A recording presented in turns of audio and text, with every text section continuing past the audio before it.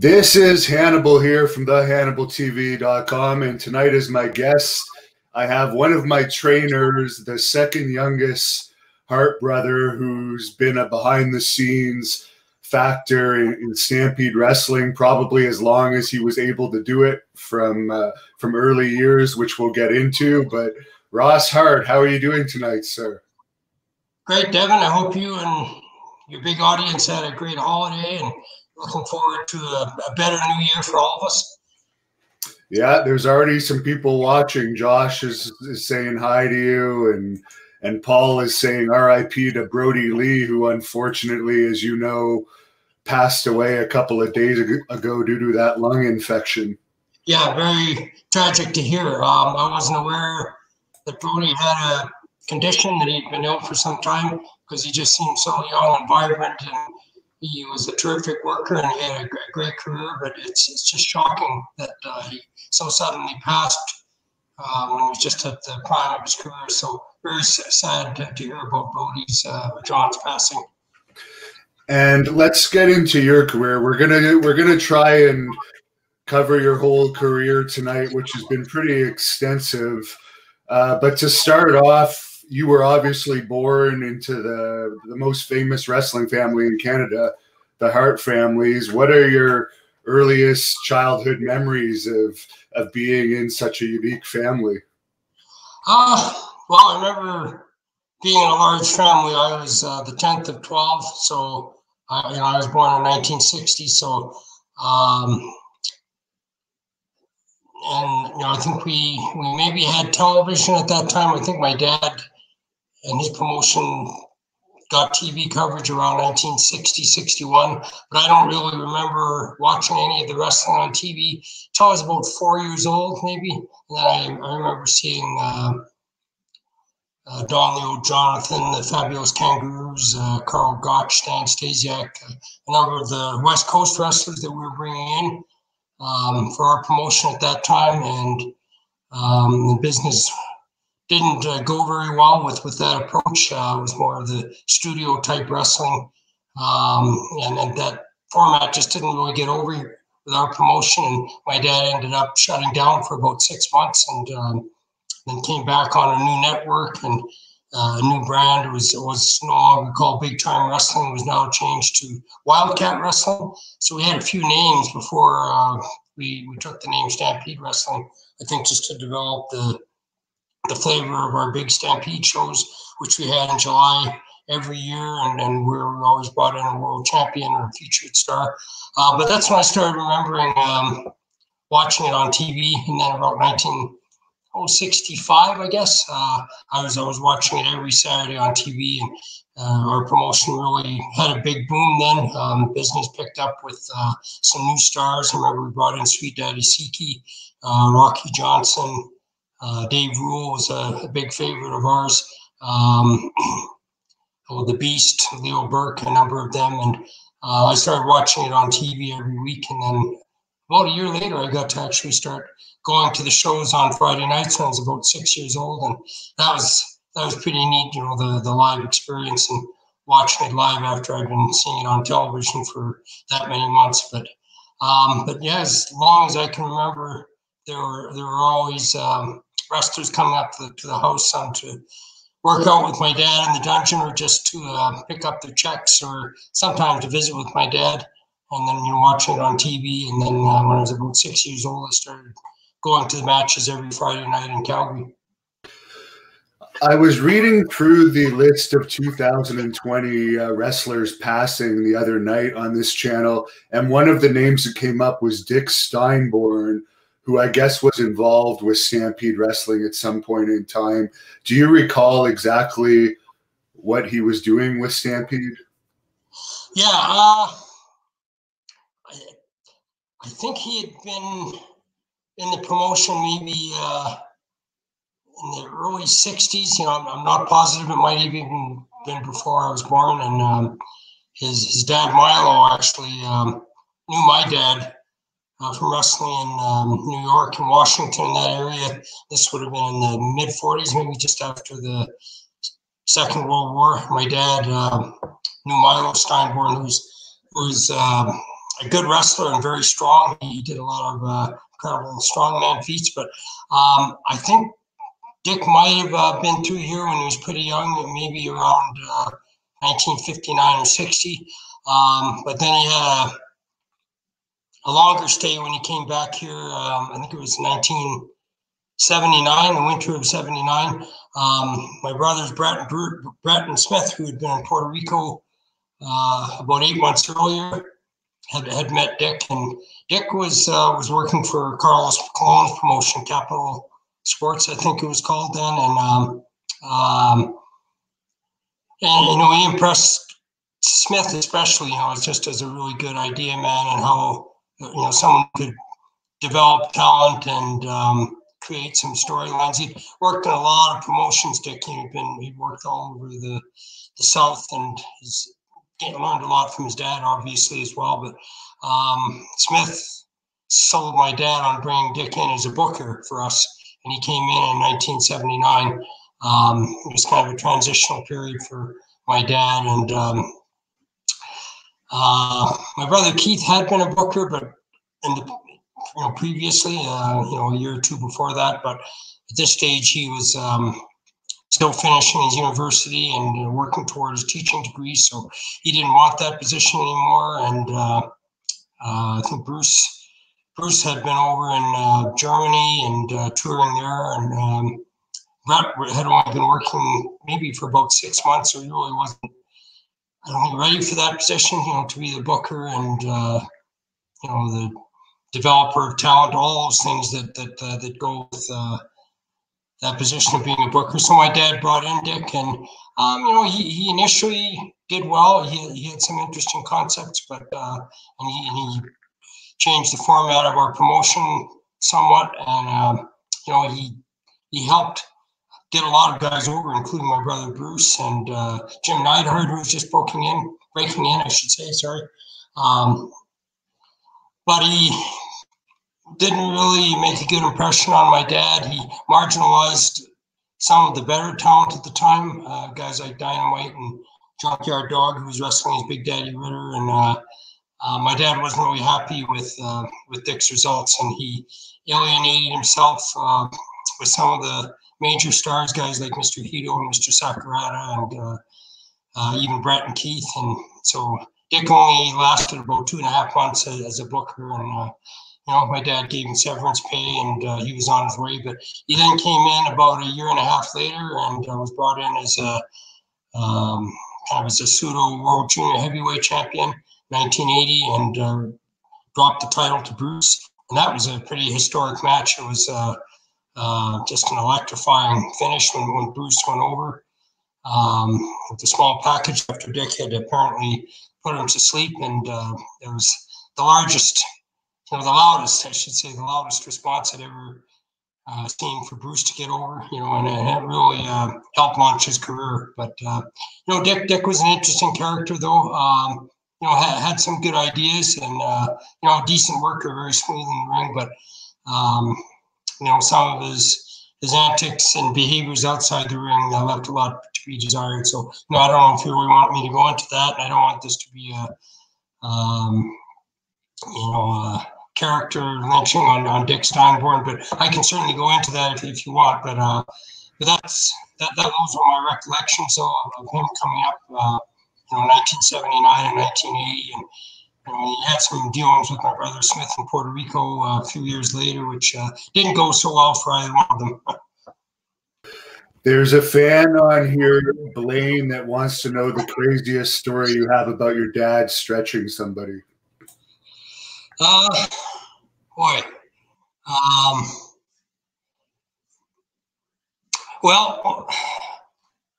I wasn't there to witness, although I did see my dad put a lot of guys through the ringer. A lot of guys who were wanting to break in or were kind of novice fans and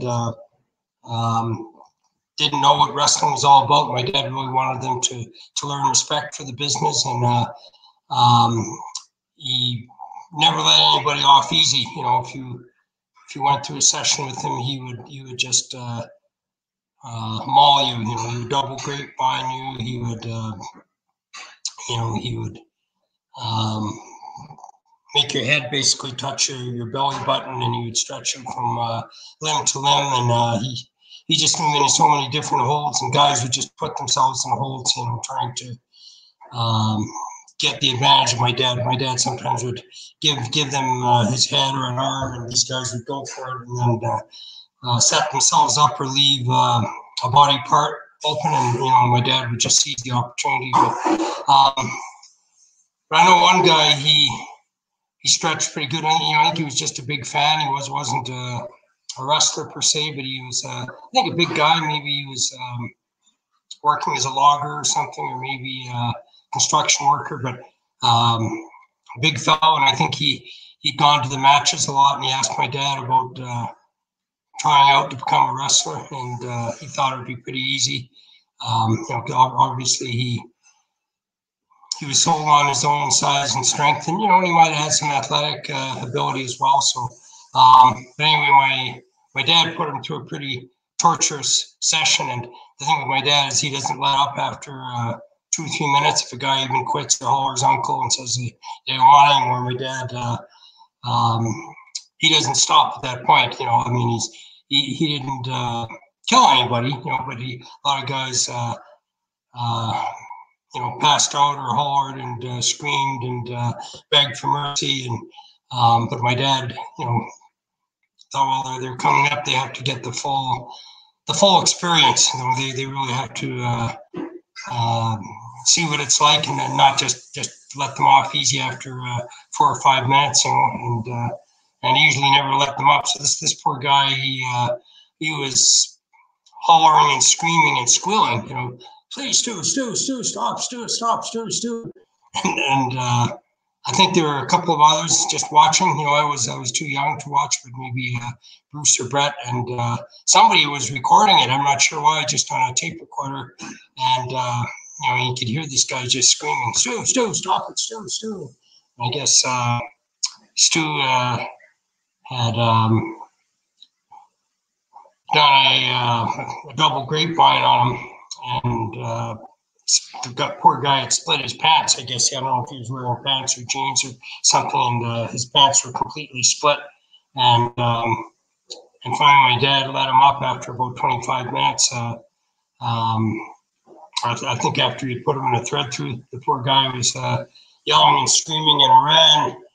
As soon as my dad let him up, I guess, to get some water, he just was yelling and screaming and ran for the gym door and ran outside. It was about -35 weather, and he didn't even have any winter clothes or anything. He just was running, and my dad couldn't get him to come back. I think after my dad finally retreated and headed upstairs and knew the guy wasn't coming back, the guy came and got his belongings and left. But he was that fearful of what my dad was doing to him. But I don't think he ever came back. But and for my dad, he always wanted to test guys and see if they could tolerate it, and if they could withstand it. If they could, then he would invite them back for another session and another session. And he really was teaching these guys these moves as well. He not only wanted them to respect wrestling and not just see it as a bunch of phony stuntmen, or actors, but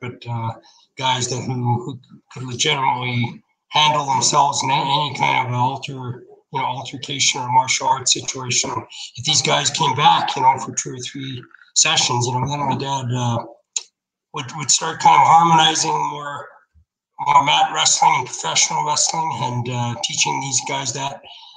But if they survived the dungeon for 4 or 5 grueling sessions and my dad's submission wrestling, then that to me was an indication to my dad these guys had some shit to them, and you would invite them to come back, and then some of them did break in. Some of them turned out to be pretty good workers. Archie the Stomper Goldie was probably one of the best ones, although his initial sessions with my dad didn't go well. I mean, he got stretched and mauled by my dad so badly that I think the first or second session he stormed out of the gym and cursed and screamed and said, and just thought my dad had humiliated him and punished him for no reason, and he left. He he I think went to Kansas City and kind of broke in there, and then didn't come back for about 2 years, and then he came back to. And then said to my dad, I've grown up a lot, I've matured a lot.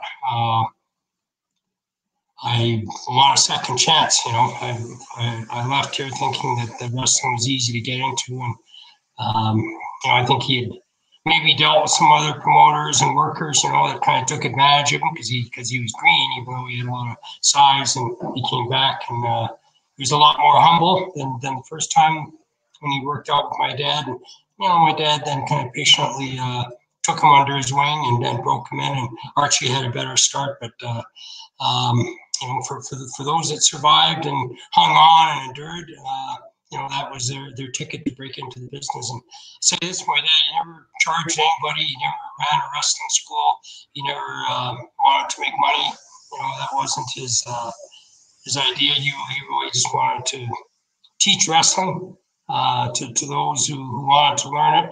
And if you really wanted to break into the business, and you could endure those first 3 or 4 sessions with him and earn my dad's respect, then you had a good shot at it. I've heard Ron Fuller and Kevin Sullivan speculate that Archie Gouldie may have been bipolar, undiagnosed with some of his behavior. Do you think that could have been possible? Quite possible, yeah. I know he's temperamental, Archie, boy, and when things didn't go right, you know, and sometimes the littlest things could set him off. Yeah, he could just fly the coop and leave the territory with no notice. And you know, he had issues with certain guys that he worked with in the ring, and for some promoters as well. I think Calgary was always his home base, and he would always come back to my dad if he got pissed off and left Florida or Texas or Kansas City. You know, I think he kind of had run-ins with different promoters and bookers. You know, sometimes over money, sometimes how his matches went. You know, he was a very intense performer. You know, he gave 100% every match, and but he's very intense and very high strung. So you know, I know back then we didn't really diagnose ADHD or bipolar conditions.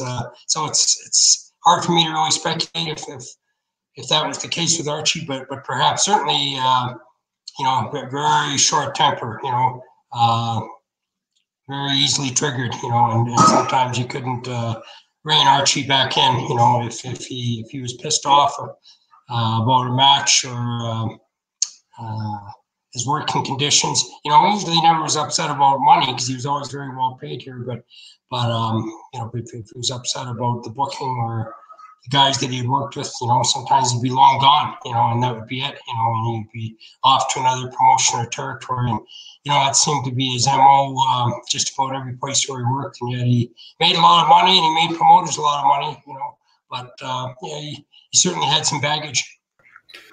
Now, you mentioned how your father would stretch people, and I know even when you and Bruce took over, you might not have stretched us as much, but you put us through a lot of punishment with the chops and a lot of bumping during the practices, and sometimes Stu would still come down and put moves on people.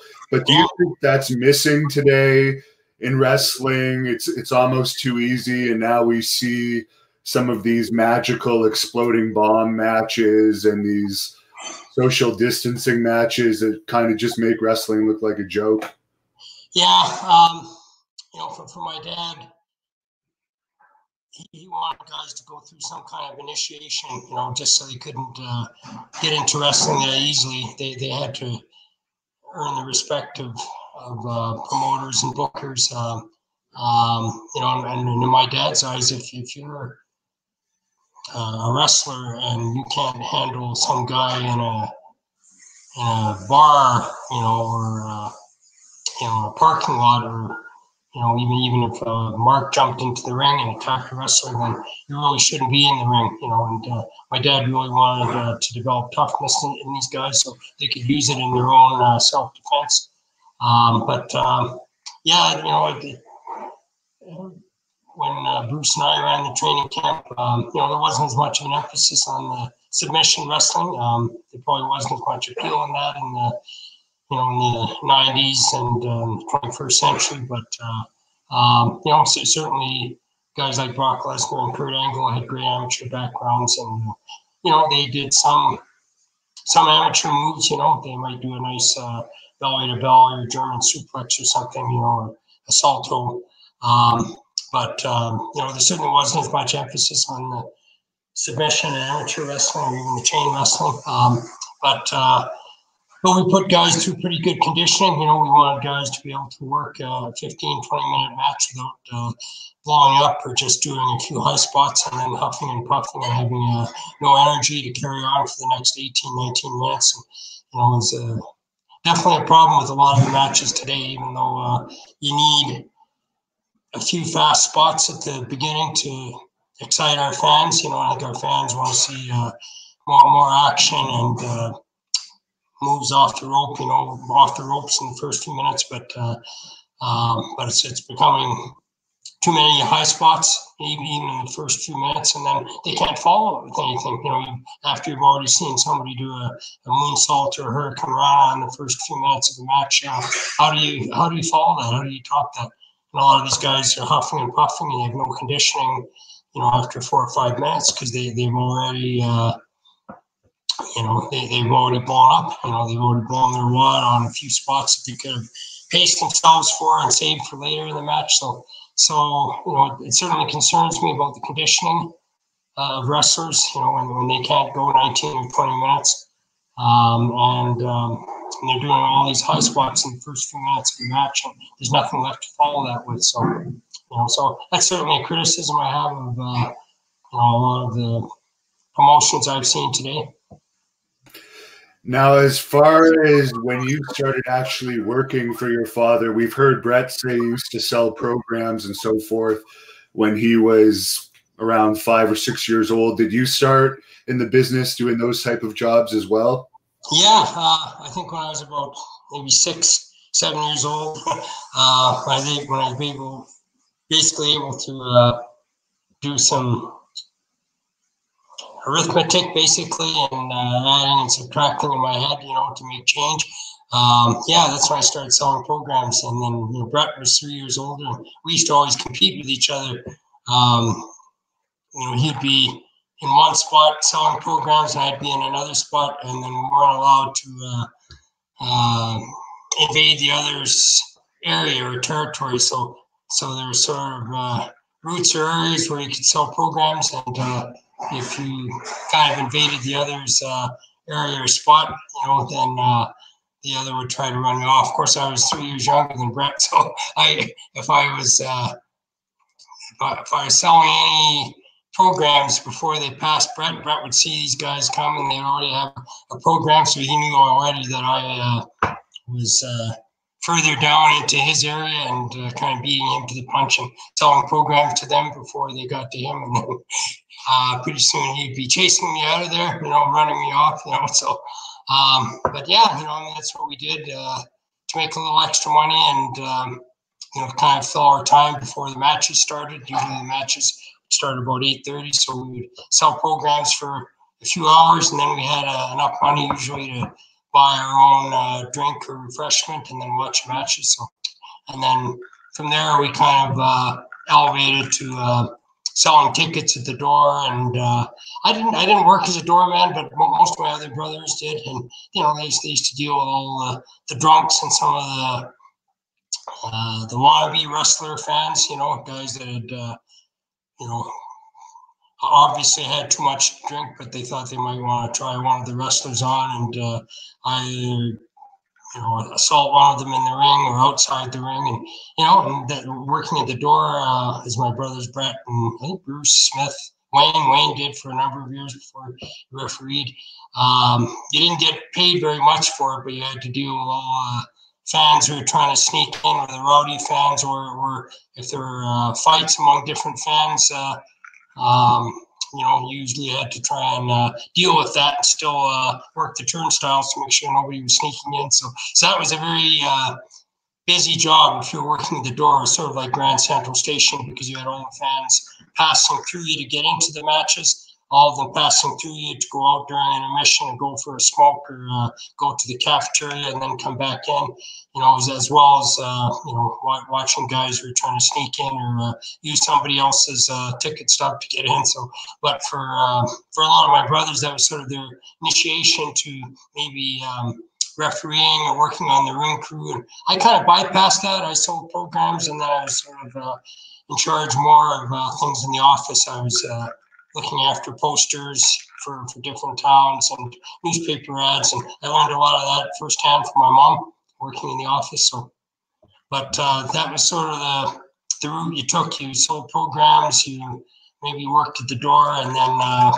you know, you were transitioned basically to going on the ring crew for some time and setting up the shows there, and then refereeing. You know, for my dad, sometimes he would use my brothers in dual roles. They would be in charge of driving the ring truck to the shows, setting up the ring, sometimes the chairs, the ring bearers, then refereeing, and then quite often settling up with the gate. You know, if one of the bookers like Dave Rule or Tiger Tommaso wasn't collecting the money from the agents, you know, or sponsors are there, then one of my older brothers would do that. So, you know, so there was a lot of responsibility with that. And then, you know, after that, maybe if you really wanted to break into wrestling, my dad would put us through the same training and preparation that a lot of other wrestlers did, you know, and my older brothers, they got that opportunity if they wanted, but it was never pushed on them by my parents. You know, it was only if you really wanted it. And, you know, my dad expected you to work out, go to school. He wanted all of us to wrestle as amateurs, you know, as long or as far as we possibly could. Brett did very well as an amateur. Keith did quite well as an amateur. Owen, of course, did very well years later.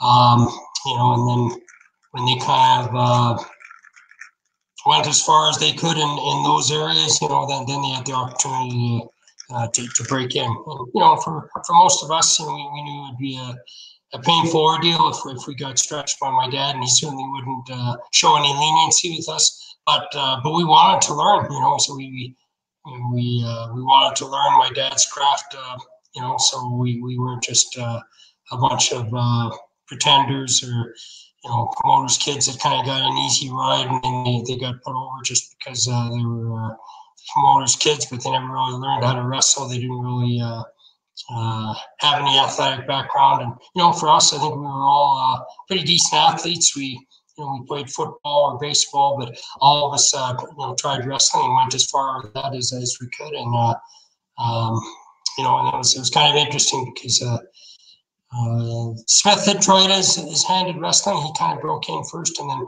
Bruce and Keith had pretty good success with it. And then Brett, you know, had the biggest size, and he had a pretty decent amateur career. You know, had wrestled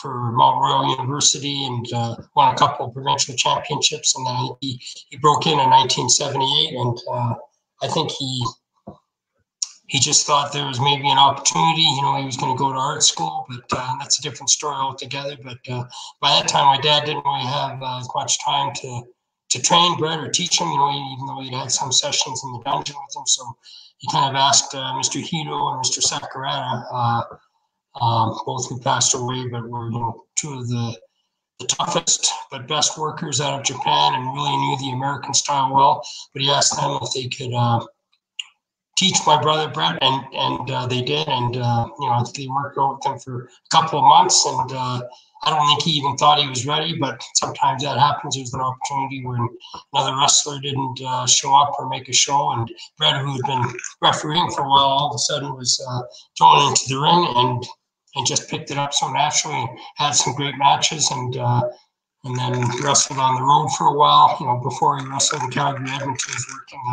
in some of the spot shows and the smaller shows in Alberta, and picked it up very well. and then ended up going to Puerto Rico with my brother Smith. And that was kind of an interesting trip. Neither one of them made much money there, but that's where they first ran into Dick Steinborn. But they ran into a lot of pretty decent workers. They ran into the Funks and Mil Mascaras. They met Bruno Sammartino. This was like in 1978, and Puerto Rico was a real hotbed for wrestling at that time. And then Brett got over very well, and then after Brett, a few years later, after he had excelled in an amateur wrestling career and wrestled for the UFC, and I think Brett had qualified for the Olympics. Had wrestled in several Alberta and Western Canadian championships, and always placed second or third. But and for Owen, it was an interesting story too, how he got into wrestling. But I think he was just going to do it as a part-time thing, just kind of in the off season while he was going to university, and he was going to get his teaching degree. And I think this was around 1985, and he'd dabbled a little bit in some spot shows and worked under a mask, so he didn't reveal his last name as a Hart, because there were too many Harts working for the promotion at the time. But Owen just picked it up so well, and Owen was just so gifted. He had tremendous agility and some gymnastic and aerial maneuvers, and he had a chance to watch guys like Tiger Mask and Dynamite and Davey, and learned a lot from them, but incorporated his own moves as well. And and Owen had a very successful run, but I don't think it was his intention to make a career out of wrestling. But when he did so well, then he had the talent and flair for it, and he saw the opportunity he could make some really good money. He just kind of stuck with it, and I think most of my brothers made my dad proud. They were all pretty good performers, and all had different styles, different strengths and unique traits, and and they all had different followings and got over very well. Even though I think Brett and Owen probably get the most credit, and they had the most longevity and the most international acclaim, because they were able to work in Japan and Germany and Australia and New Zealand and Australia, and I think I mentioned that already, and the States. And so Owen and Brett probably get the most credit, but Bruce and Keith had very successful careers in their own right too. Now, this is a little more on the topic of the Hart House itself. A few people have asked on here, what's your opinion on the rumors that it was haunted, and also who bought the house and what's the status of the house today? Well, the house was never haunted. I think that kind of blends in with the horror image of the dungeon, which is a name that we picked up many years later. I think when the WWE had really launched Brett and Jim's careers, they came up with this name, I guess, of the dungeon, which is sort of like the torture chamber, where guys worked out and quite often left black and blue, or very much scarred, by my dad in some pretty tough sessions. But there was never any never any indication that the house was haunted. There's some strange things that went on there, especially with 12 kids. But there's also some silly rumors that it was crematorium and that we buried people there, and that certainly wasn't the case at all. But it was it was a big house. It had over 20 rooms in it, and it was 5 stories. But the house got its biggest notoriety though for the dungeon, which was where my dad's workshop, so to speak, where he helped guys develop their craft. And for my dad, that was his escape, from the business and sometimes the family, and having to raise 12 kids, and we could go down there and have a workout, and then spar with some guys, or teach some guys how to wrestle. That's where he was in his element. He really enjoyed his time there. But the house kind of fell apart, you know, in the 90s. I guess we had different people that were staying up there, and my parents were aging out somewhat, and you know, it was really hard to maintain the place. You know, it was built in 2005, so it was almost 100 years old. We needed a new foundation. The flooring had shifted in the bottom level of the house. We needed a new septic tank for running water, and you know, just after so many years, you know, of different people there, and cats and dogs, you know, the house needed a kind of a remake, and you know, it was still a great place to go for our family events. Like we had Sunday dinners there every week. You know, but the house had gone through a lot of wear and tear.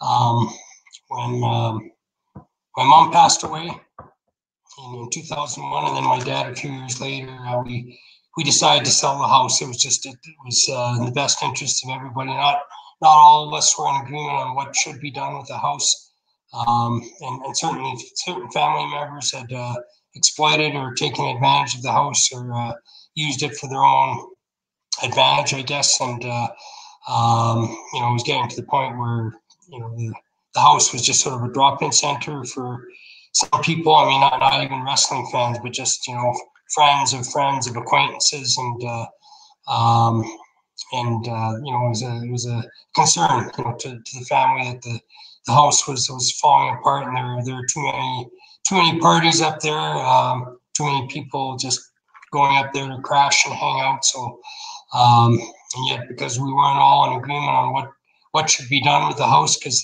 there could have been so many possibilities. They could have made that a wrestling museum or a historical site, you know, but because we were in disagreement on a lot of things, especially after my brother Owen's death, and the family was somewhat divided about his passing, and holding the WWE accountable for Owen's death. You know, that was kind of a turning point with the family, and my parents knew, you know, there was no way they could just pass on the house or divide it up among 10 kids that still lived, you know, so they decided it would be best to sell it. And when my dad passed away in 2003, we agreed to sell the house. And, you know, it was unfortunate, because I wish it could have stayed in the family, and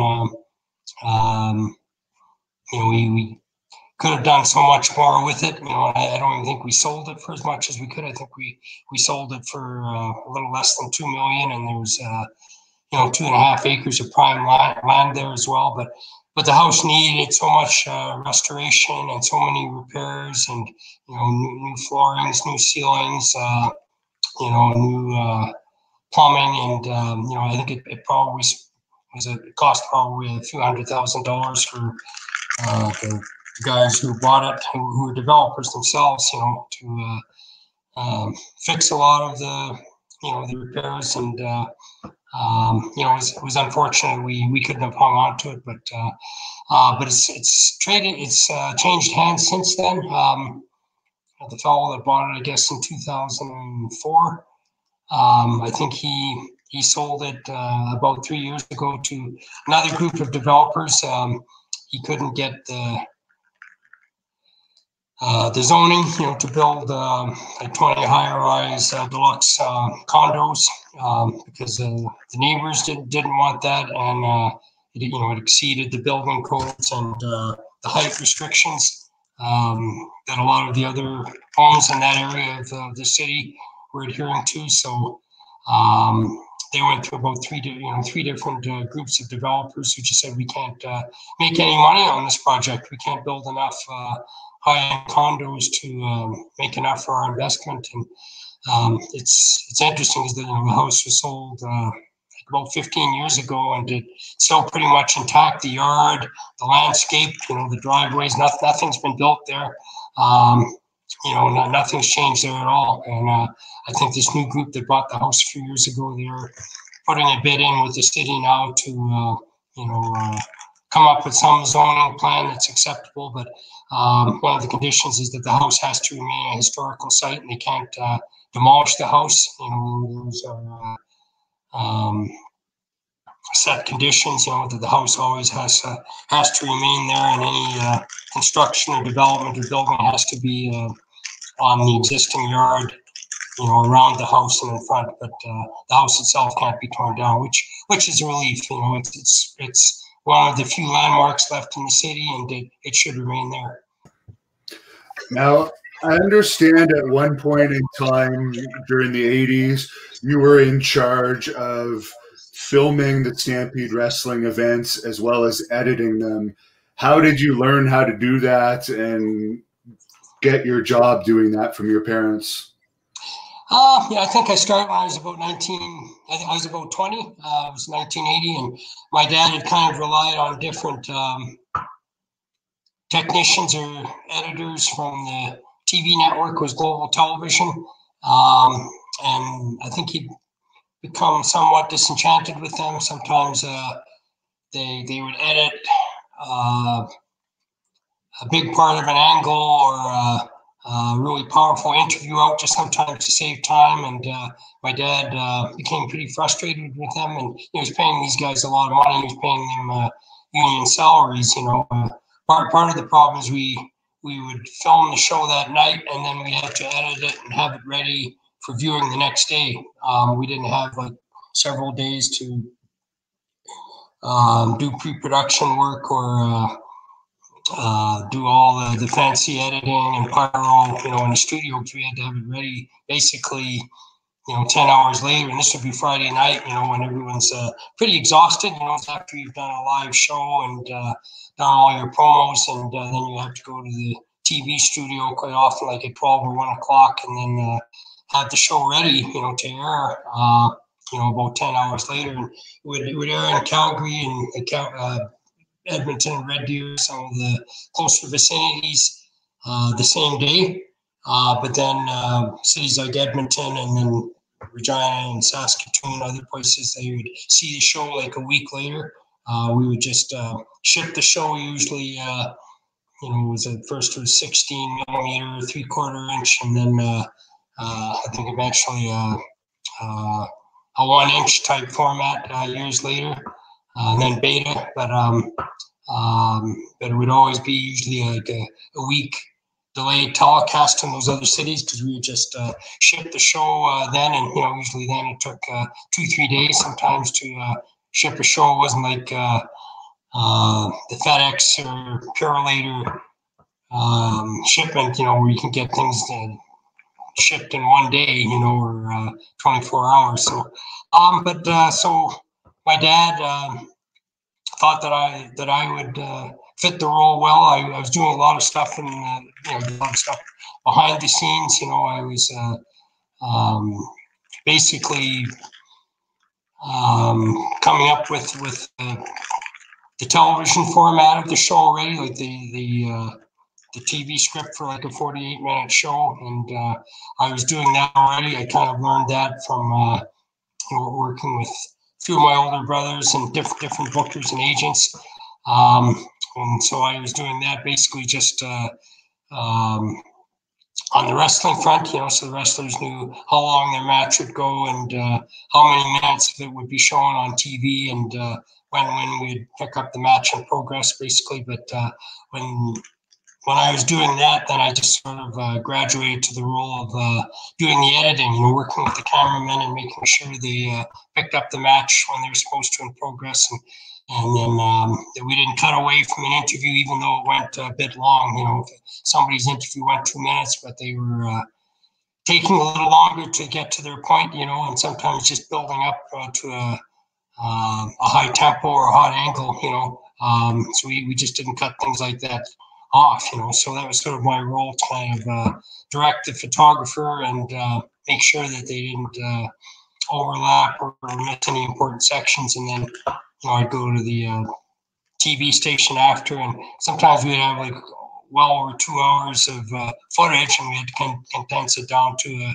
60-minute format, and that took a long time, just because we didn't have all the modern editing things that we had, back then. Usually had to go through everything from start to finish on a show, and then sometimes just estimate or project where to cut things, so we wouldn't have too much. We'd have enough just for a 48-minute show, and so I just sort of took on that role, and it was great. But it was made for a tiring day, because usually I'd be at university during the day. I was studying to be a teacher, and then kind of developing the TV program and scheduling all the interviews and angles. Usually I'd be doing that with Bruce or Keith or whoever was the booker, and then doing the live production of the show that night, which would usually be about 3 hours, and then quite often editing all the promos and interviews for the out of town segments, and then going to the TV station, and that usually would take quite often 4 or 5 hours to edit the show, and then add the introduction and conclusion music. And back then it was a pretty basic shoot. We didn't have all the fancy graphics or pyro. I wish we did, but for most of our fans, they were sold mostly on the content and the hardcore wrestling and very intense matches and angles, and very colorful and unique characters. Speaking of colorful and unique characters, Chris Norman had a question. Any memory of David Schultz? I believe today is the anniversary of his 2020 incident with John Stossel. Oh, is it? Okay. I couldn't remember if it was December or January, but yeah, I think this would be very close to that time. Yeah, David was a real character. He was he could be very high strung, very energetic, high tempo, but we made a lot of money with him. He was a great interviewer. People could really relate to him. He had the Southern gab, and he was very strong-willed. He could be temperamental, but boy, he could back up what he said in his interviews. He just didn't want to get on the wrong side of him. But we made a lot of money with him. He was just very energetic, very sure of himself, and he treated everybody the same. But if you spoke the wrong way with him, or spoke out of line, boy, he would intimidate you, and you had to be very careful with him. Sometimes he could be temperamental with wrestling fans, or if there was a reporter maybe that was not putting wrestling over, but you had to be careful. You couldn't slap around a reporter or even grab them by the collar. But David commanded respect from everybody, from fans, from reporters, everybody, guys who were breaking in.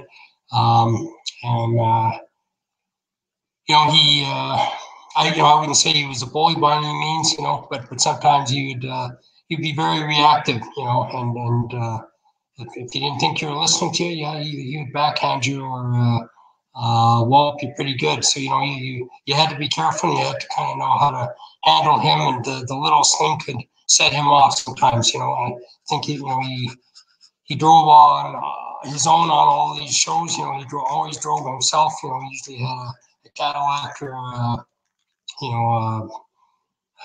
Lincoln or something, and he would take 4 or 5 guys with him, and he never trusted anybody behind the wheel but himself. So he'd drive on these long trips, sometimes 7, 8 hours, and he'd be absolutely wired. I don't know, he would be drinking coffee, and I don't know what else he would take to keep his energy level up. And then sometimes by the time he got to the shows, he was on fire. The littlest thing could set him off. If the ring was late or somebody's match went too long, David could get pretty edgy, because he'd put in a full day and been driving 7, 8 hours sometimes, and he just wanted to get the hell back on the road and on the next, get on to the next show. But he wasn't a guy you took liberties with, and if you were one of his passengers that were riding with him, you were on time. If you were even a minute late, he would drive right past you. He would leave you behind.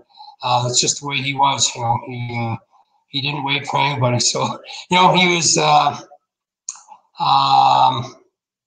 He had a lot of confidence in himself. He was a great talker. He was a great character. We made a lot of money with him. he was one of our biggest draws, I think, from 1980 to about 1984, and he did very well. I mean, when he left our promotion, he made big money in Oregon for Don O, and then he went to the AWA. Had a really good run there with Hulk Hogan and Jesse Ventura and a lot of other big names, and then he went with Hulk and Mean Gene Okerlund to the WWF. So he was a proven star by that time, but he really broke some ground in Calgary though, and he was a big success for us. But we had to kind of handle him delicately because sometimes he could be very volatile and explosive. Keeping It Redneck says, what do you think about Harry Smith's career so far and any chance he might go back to WWE? I do understand he's now a free agent, and I know they have been filming stuff with them, so I assume that might be a sign that he could be going back.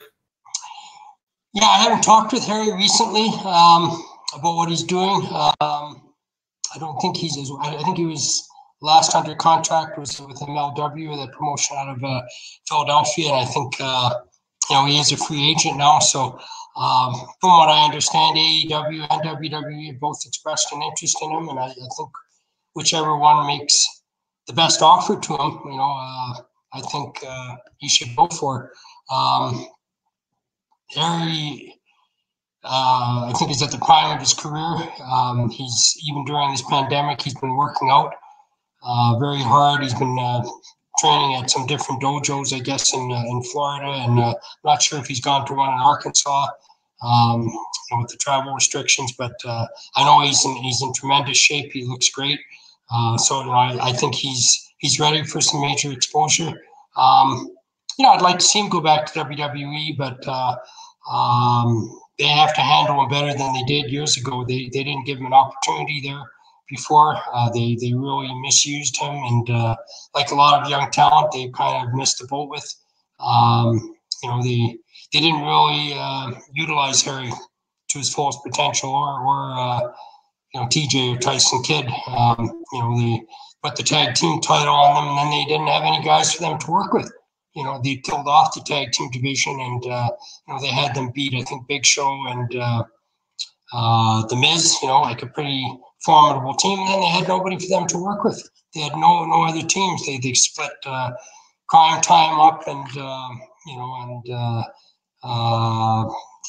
the Colognes, they had broken them up, and there were basically no team for them to work with. And it's no wonder they didn't get over. They didn't have any teams to work with, no rivalries, and then they kind of just wasted them. And then they didn't know what to do with them after that. And Harry was just sort of on the sidelines there for a better part of a year or two. While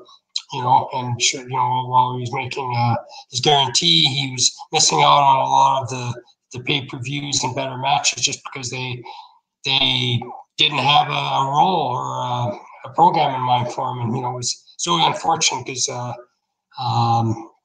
he could have had so many great matches, with some of the talent that they had there. And in their eyes, they just thought he was too naive or too inexperienced, and and they wasted him. And so I would understand if he has some reservations about going back there. I think he's matured a lot since then. He's worked a lot in Japan, and he's worked all over the States and quite a few places in Europe. And he's really transitioned. He has more of a UFC style. He can do a lot of the submission wrestling and grappling, and he's worked out with guys like Billy Robinson as well, before he passed away, and trained with guys in the dojo in Japan. So I could see Harry fitting in very well with a lot of guys from both promotions. I think he could have great matches with. Kurt Angle's retired now, but he could certainly have great matches with Drew McIntyre, Roman Reigns, Daniel Bryan, if he's still competing. I heard he might be contemplating retirement.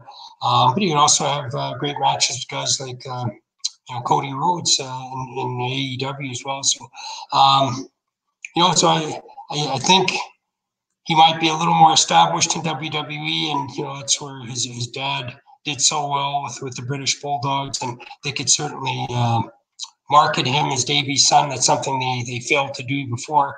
But if they are inducting Davy into their Hall of Fame, I think they were supposed to be last year, and from what I understand, I could be mistaken, a lot of the inductees from last year are going to be honored at the next WrestleMania in the spring of 2021. Hopefully, there will be a live event there. And that could be a great launching for Harry. If they're inducting his dad into their Hall of Fame and they bring him back in, but they need to handle him better than they did before, because they really wasted his career, and I think it was a good learning experience for him, but it just showed WWE sometimes they have so much talent at their disposal, even guys that have gone through their developmental group, and they miss the boat with them.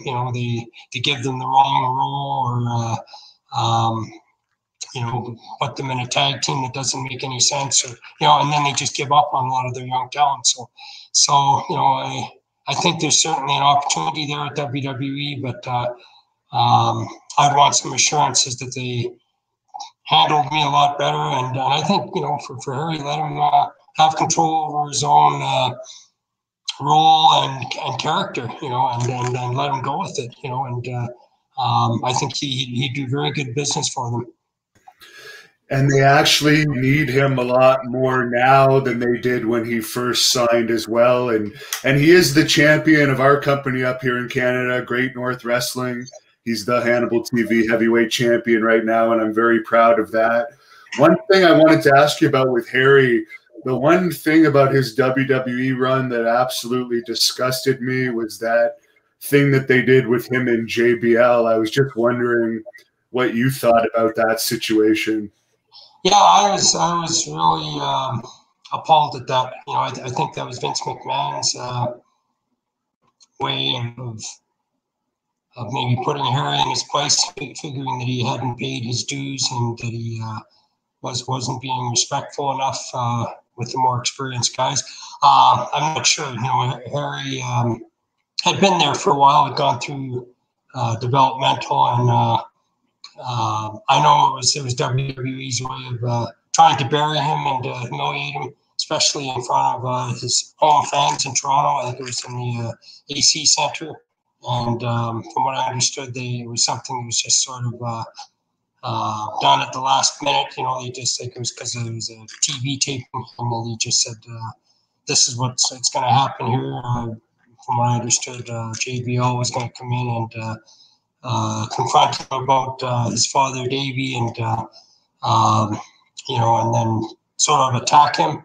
And to me, it was so contrived and far fetched, and Harry wasn't even allowed to defend himself. He was supposed to be there just to get his ass kicked, basically, and it just seemed to be Vince's way of putting younger guys in their place, and I was very upset with that. In a real life situation, I don't think JBL would have lasted 2 minutes with Harry. Which is even more galling. And I mean, and he has his own reputation as a bully, and guys, someone that took liberty with a lot of the younger guys, breaking in and didn't like to sell for them. And I'm not sure what his intent was. If he was a willing participant in it, or if he was just doing what he was told by Vince and whoever the bookers were for the show. I don't know, but I was disgusted with it. I just thought it was something intentionally done to basically sabotage his career, and show that he needed a lot to learn and that he had a lot of ropes to climb. But to me, it was just it's counterproductive to getting your younger stars over, and yet they've done that with so many of their guys before. How many times have you heard where WWE had somebody lose in their hometown?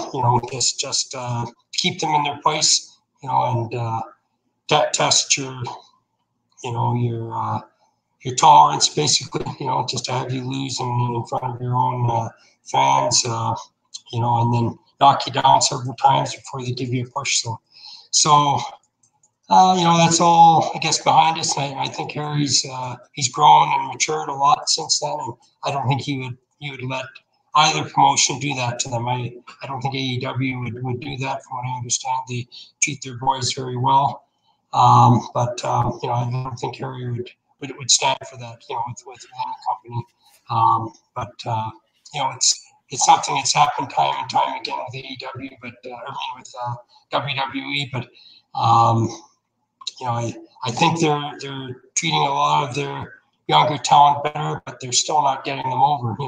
Too many guys that I see from NXT that look the same. A lot of them don't stand out. They don't look unique. They're all basically taught the same way to bump and go into the ropes and elbow somebody coming out of the corner. And for me, the biggest problem is they've got a lot of guys, but nothing really looks unique or stands out because they're all taught and trained the same way. And I think they would really better themselves to recruit some guys from Japan and Europe and other places, and let them show their own stuff in the ring. As long as it's not something that's dangerous or awkward or working on the wrong side. But it's a big criticism I have, though, of the NXT is, and there's some tremendous talent there. Don't get me wrong. Some guys look incredible, and they do some brilliant things, but a lot of them look the same, and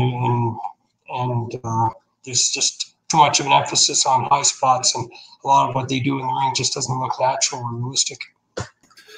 And as far as Harry's father, Davey Boy Smith, who, as you mentioned, he's supposed to be inducted in the Hall of Fame this year with Harry doing the induction speech, from what I understand. Do you have any memories of working with Davey from your time in Stampede Wrestling? And, of course, he was also your brother-in-law. Yeah. Well, I was very close to Davey. I knew him a lot before he was even dating my sister Diana when he first came in for us, I think in 1981. Dynamite Kid, who was his cousin, helped get him booked here. We needed sort of a counterpart to Dynamite, somebody who Dynamite could work with and who also knew the British style. Dynamite had worked very well with a lot of the American wrestlers, the Japanese wrestlers. I mean, it just was a testament to how good a worker he was. But we knew he could get over very well if he could work with some other guys from the UK. And with the exception of Marty Jones, we hadn't brought in anybody for a while. And Marty actually was a tag team partner here at Dynamite. So, Ted Betley, who had trained Davey and Dynamite together. Obviously, Dynamite a couple of years before Davey. I think Dynamite helped train Davey just before he came over to Canada. Bruce, who was booking at the time, thought this could be a really good concept if we brought Davey in, but we didn't announce him as Dynamite's cousin, but just sort of as a up-and-coming British star, who could challenge Dynamite for the world mid-heavyweight title, and Dynamite was working heel at the time, so it was great. So we brought Davey over, and people didn't know for about 4 or 5 years that they were actually cousins because they worked against each other for so long. And then it wasn't until we switched Dynamite babyface, I think, which was around 1983, 84, about 3-4 years later, and then they started touring Japan together. That was sort of leaked out that they were cousins, but I had a very good relationship with Davey. He was mischievous. He was always pulling a lot of pranks, usually pretty harmless pranks, but you had to be careful. He might spike your food or your drink or something, or something might be different about your seat. Once you'd gone to the washroom or to the restroom or something, and come back to it. But Davey was a great performer. He loved wrestling. He liked being on the road trips. He was a great character guy. Worked out hard in the gym, and he he was a great performer. I kind of had a relationship with him, and when he started dating my sister Diana, I thought, well, I knew that he would do his best, to make her happy. And when he was working for my dad, and it was, it could have been a little awkward where he's dating the promoter's daughter, but my sister Diana fell in love with him, and he was courting her, and he's obviously focusing on her and not other females or fans or anything like that. So I developed a pretty strong personal relationship with him because he was part of the family. Eventually married my sister Diana. But I was on a lot of road trips with him. Never wrestled against him. Trying to think if I had one or two tag matches as a partner of his when we worked for joint promotions in England many years later. But definitely was on the road with him a lot.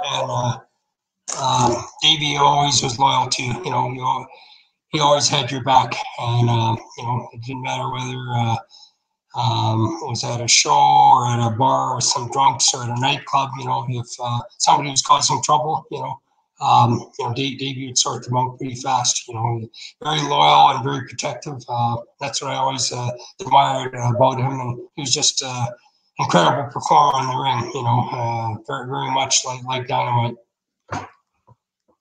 And as far as Dynamite Kid, I understand there's going to be a dark side of the ring about Dynamite coming up in their season 3, and they've interviewed some people from Calgary already, such as Diana. Are you one of the ones interviewed for that? And what are I wasn't. I thought they might give me a call because I knew a lot about Dynamite. I did one with High Spot Productions a few years back, Evan. I don't know if you ever saw that one. It's a documentary on Dynamite, and they interviewed me at length for that one. And I believe that was the only live interview Dynamite ever did for a wrestling documentary. I believe that's the only one, although, I think he might have commented on Chris Benoit's death after he passed away. But that one that I had done with High Spot Productions, I did a pretty extensive interview about Dynamite, and because I knew Dynamite very well, when he first came in and worked for us in '78, and I knew him as a friend. He's a great worker, someone who worked in the office somewhat, in his last years with us, I guess, after he left the WWE, and that was probably not his most glorious period. That's when he'd been sidelined with his back injuries and other injuries and marital problems, and he went back to England a year or two after that. I think he went back in 1990 and never returned. But so I certainly knew Dynamite. I saw a lot of highs and lows with him. So I didn't do an interview with this Dark Side of the Ring group. For some reason they didn't contact me. Maybe they had enough other sources already. I know they interviewed Michelle, his ex-wife, and I think his daughter Bronwyn. So I think they would have given pretty moving testimony about him. As a dad and husband, and the more humanistic side of Dynamite, I guess, and obviously, some of his character flaws and things that, unfortunately, demonized him, I guess, in the latter part of his career, and led to him leaving his family and going back to UK. So I'm looking forward to seeing that. I haven't really been impressed with Dark Side of the Ring's productions on some of the other documentaries. I wasn't very happy with the one they did on my brother Owen. I think there's so much more they could have added to that. I think the Montreal Screwjob was terrible, their coverage of that. I don't think they interviewed Brett more than like 2 minutes about it. And then, so much of it they devoted to, Jimmy Cornette and Vince Russo, and this back and forth accusations on both parts, and and you completely lost sight of what was really going on, and the real behind the scenes, control, development of this idea of Brett dropping the title in Montreal. So I have not been impressed with Dark Side of the Ring productions. Even some of the others. Chris Benoit's documentary. Even how they portrayed. What did you think of how they portrayed Kevin Sullivan in Chris Benoit's documentary? They made it seem like Benoit. They kind of glorified him, and then kind of threw Kevin under the bus. Yeah. I mean, they really lost their focal point there. Nancy was married to Kevin, and Kevin was booking, when Chris was working for WCW, and there may have been some heat there, but there was absolutely, there was no correlation between Kevin and her death, and her earlier marriage with him, and just, even planting that idea, suggesting that, just seemed to be pretty hollow, and there's nothing to substantiate that. But I'm just being honest. I've been very disappointed with the Dark Side of the Ring productions, and really their selection of wrestlers and witnesses, I guess, and people giving testimony as to what was going on. Maybe even with the Macho Man in his documentary, they could have been a lot more selective. I know some wrestlers are under contract maybe and can't speak freely, if they're still under contract with WWE or something. But there are a lot of wrestlers who are free agents now, who are pretty independent, and they didn't refer to them. They didn't consult them, and I just thought their ideas were almost like storylines, that didn't go anywhere, and very questionable selection of testimonies, just like whoever was interested in speaking about something, even though they really weren't directly involved or aware of what was going on, or behind the scenes details, about the wrestlers that they were featuring, So I have kind of low expectations of what Dynamite's documentary will be like, but I'll certainly watch it. And it's unfortunate they didn't get any testimony from him. Unless they even interviewed him before he passed away, and I don't believe they did. So I'm concerned it's just going to be kind of a low budget production. But I am glad that they interviewed Michelle and Bronwyn. I think they're commentaries, would certainly be worthwhile to hear, and they definitely should have their say about their lives and relationships with Tom. I was gone from Calgary by the time Bronwyn started wrestling, who is, of course, Dynamite Kid's daughter. How was she in the ring, and is she still wrestling? I don't believe you had anything to do with her training. No, I've never actually seen her wrestle. She's been a pretty successful valet. I've seen her on some of the RCW shows as a valet, and yeah, she's great on the mic. She always looks very classy. She looks feminine, but not slutty or anything like that. She lets the wrestlers get their heat in the ring. She's not trying to be overly involved, but she plays her part plays her part well, as a valet. I haven't seen her recently, I think just because of the pandemic and no shows in almost a year here. I know she had been performing as a valet on some of those shows, and yeah, she always looked impressive, but she didn't seem interested in getting in the ring. To the best of my knowledge, she never actually had any matches as a performer, and I don't think she was looking for that exposure. I think she was just happy to be a manager or valet, and seemed to do that role very well. As far as Dynamite Kid, for his time as the booker for Stampede Wrestling, I've never really heard about it from you. I've read about it in various books, but I'm wondering what your opinion was when he was booking, I guess, after his WWE run ended there in the late 80s. Yeah, it didn't go well. I always had a lot of respect and regard for Dynamite, especially for his work rate in the ring, even after his back surgery, and he had the herniated disc, and he was slowing down from some other injuries as well. He's still performing very well in the ring. He lost a lot of his size and strength, and he certainly lost a lot of his mobility, after his back surgery. And I was amazed that he even was back in the ring like 3 months after his surgery. And he had a good eye for talent. Dynamite could watch anybody, and size him up and give him a very accurate rating out of 10 as a performer. He had a good eye for talent. He was taught and raised very well, breaking into the business, and had a great work ethic. So I never had any doubt about that. But unfortunately, his ideas and concepts didn't get over very well with the promotion.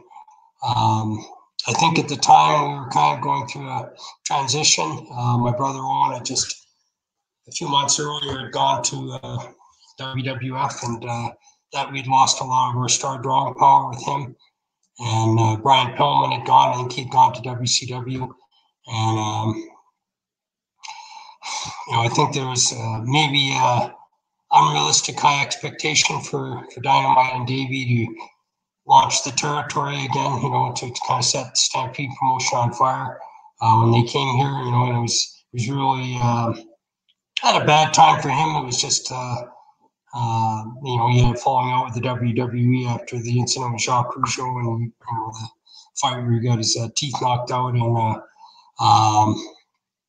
I don't think Dynamite was quite ever the same after that.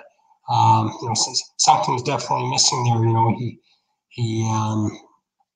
I think he just became very embittered about how that happened, and it was, he never really had the chance to even the score with Jacques Rougeau, or have a one-on-one fight with him, because it was pretty much, obvious it was like an ambush, it was this, and maybe he had that coming to him. I know Dynamite had pulled some pretty devious pranks on them, and then there was a dressing room altercation where we attacked Jacques, and Raymond wasn't even able to defend Jacques because he was on crutches with a knee injury, and yet it was very unfortunate, those circumstances that happened, and leading up to Dynamite's quitting WWE, and on pretty bad terms. When he came here, he was brought in as a booker, and that probably was a mistake. I think Dynamite didn't want to be subservient to anybody else. He didn't want to be taking orders from Bruce or anybody else who was booking at the time. And, I guess my dad had thought we needed kind of a house cleaning with the promotion, and the guys needed more respect, I guess, and needed to be more professional, on the road. Maybe looking and dressing the part. Too many were kind of showing up late for shows, behaving badly in some of the bars and nightclubs, and for some of the boys, it was more of a priority to get to the nightclub or the hotel after the matches to party than have a really good match on the show, And my dad brought Dynamite in to sort of clean house and clean up the promotion, but unfortunately, that didn't really happen. Initially there was some success when he brought in, and when he was brought in, and he brought in Don Morocco and Harley Race and some pretty big names. But unfortunately, under his booking, he was hot-shotting a lot in a lot of the major towns. Like we would have a cage match one week, and then the week after there would be like a street fight, and then the week after that there would be a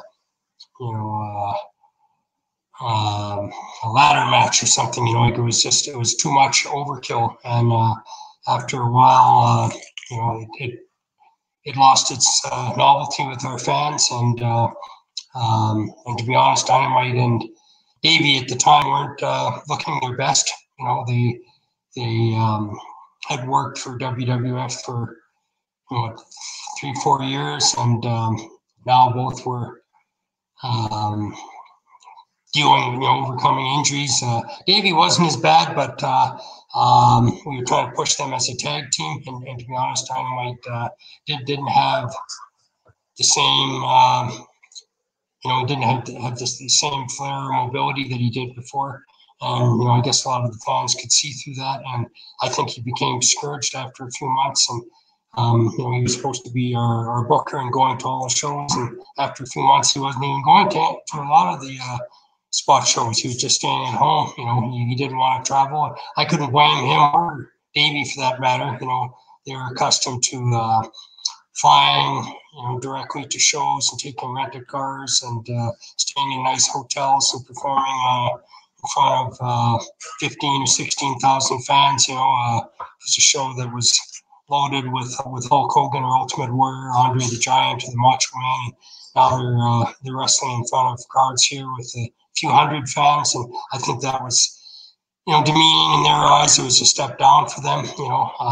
But sadly, bringing Dynamite here was a disaster. Our business went down very much under his booking, under his management, and even though he had a great eye for talent and was a hard worker in the ring, I think he was kind of limited in that role. But he really didn't have the concept of booking and developing talent and overseeing an entire cast, of different wrestlers. When you think of wrestling as a cast, you've got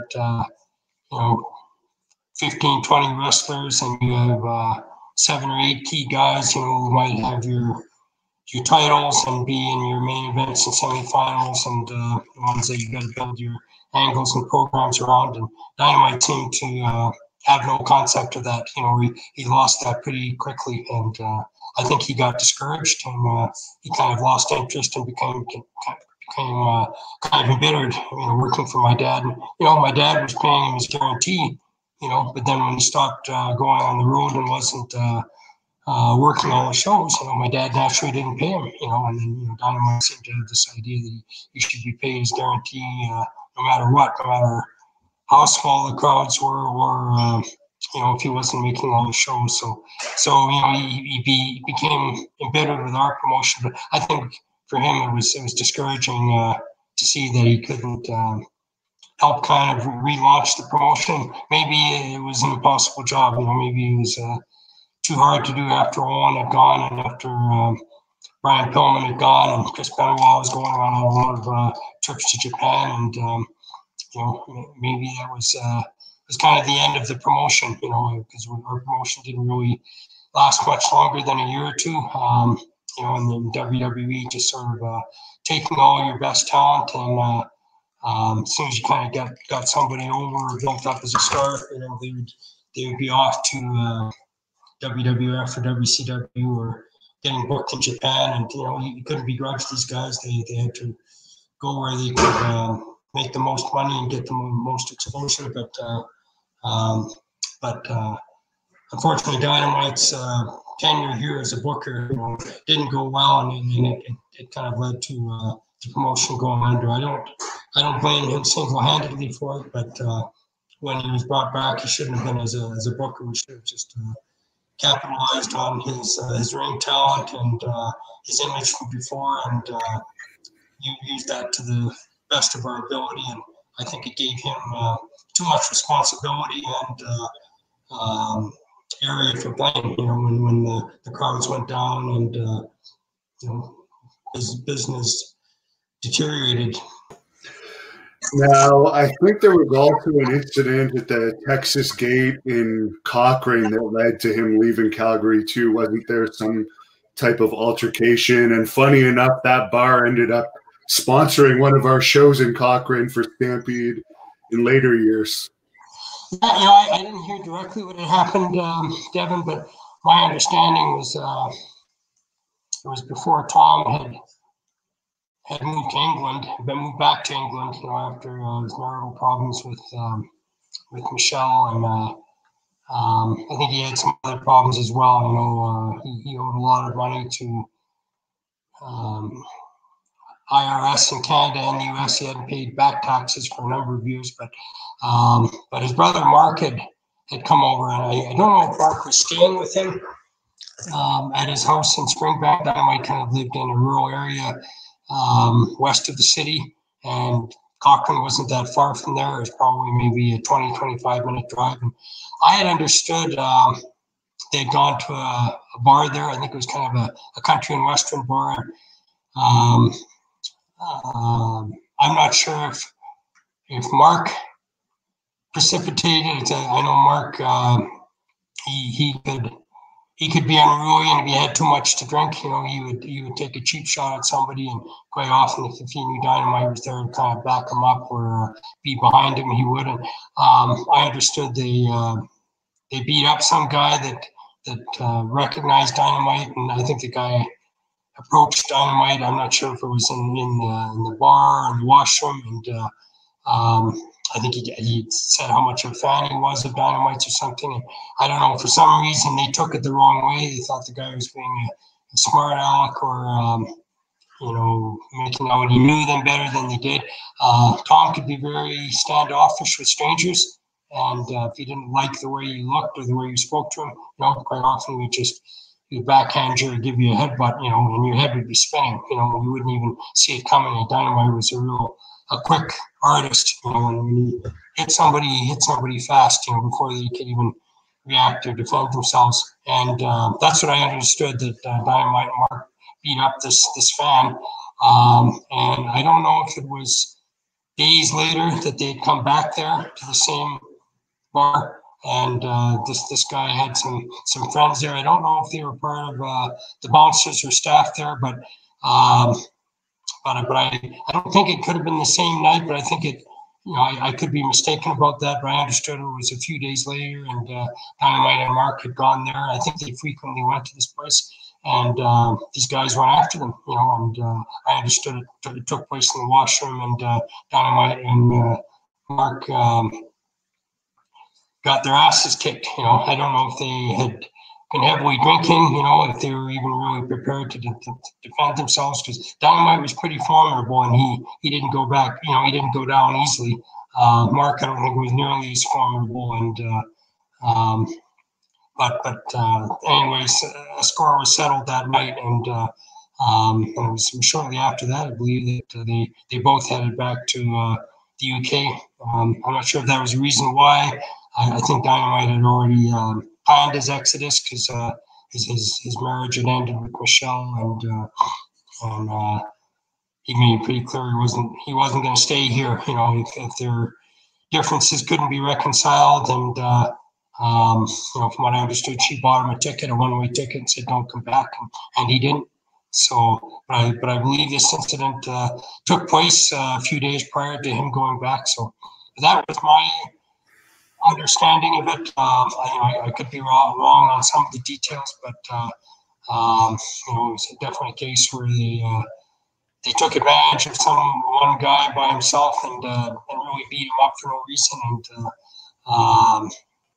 And there was some payback the next time they came into that club.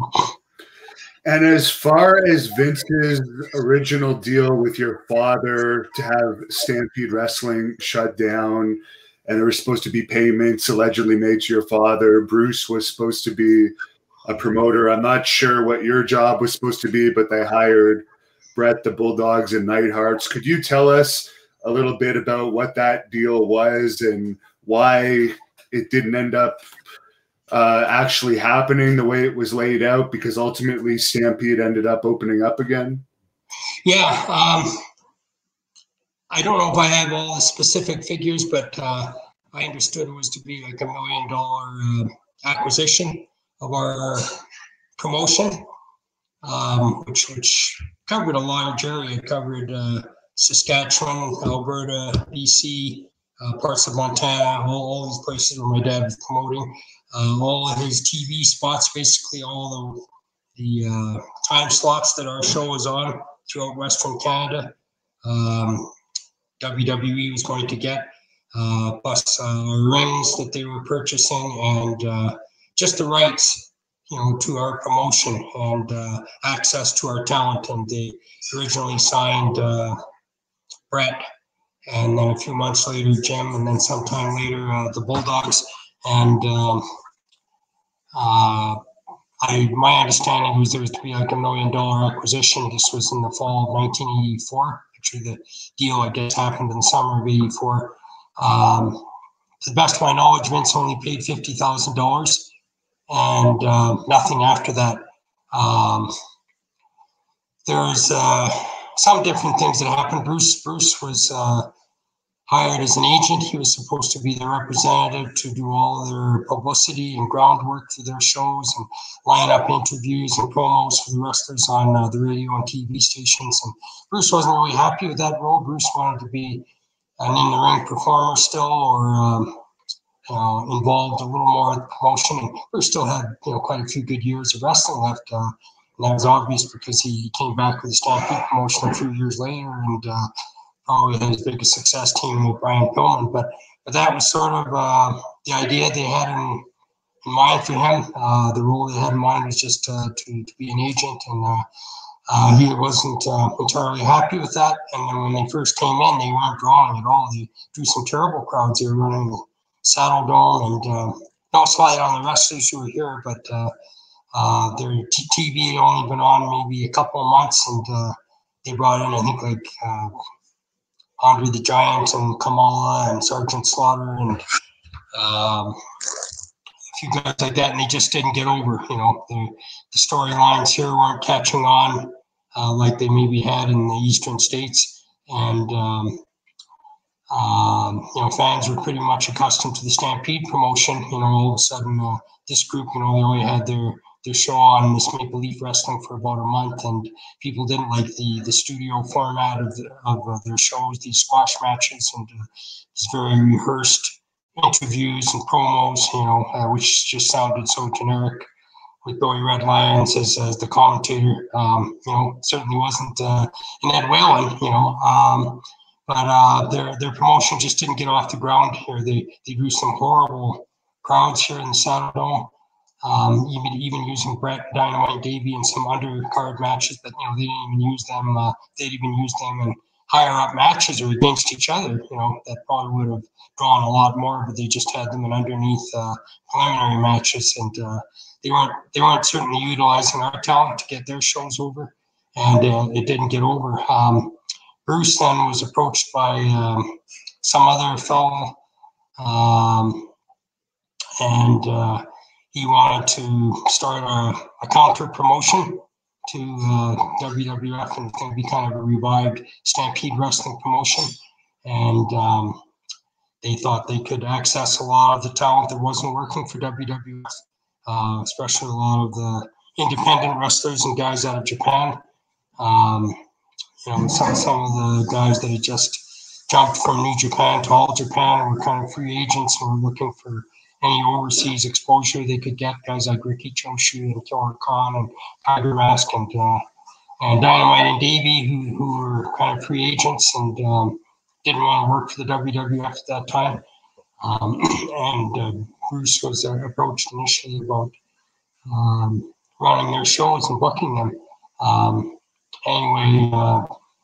That didn't really work out very well. These guys were going to run on the CTV station, and it was no longer Ed Whalen commentating. It was a different format to the show completely, but they were still filming shows from the Pavilion in Calgary. They were using some of the same talent from before, like Leo Burke and Bad News Allen and Nicky Burnett, Sweet Daddy Siki, Leo Burke and a few others, but no members of the Hearts, no Dynamite Kid, no Davey Boy Smith. And the promotion didn't last more than about 3 weeks, and for some reason, this guy, who I won't mention here, but he tried to resurrect Stampede Wrestling without any backing from the Hart family or using any of the Harts. And Bruce was initially asked to be the booker, and then they decided to remove him from that role. And I'm not sure who else was booking. It was Bad News Allen or somebody else like that. And Bruce then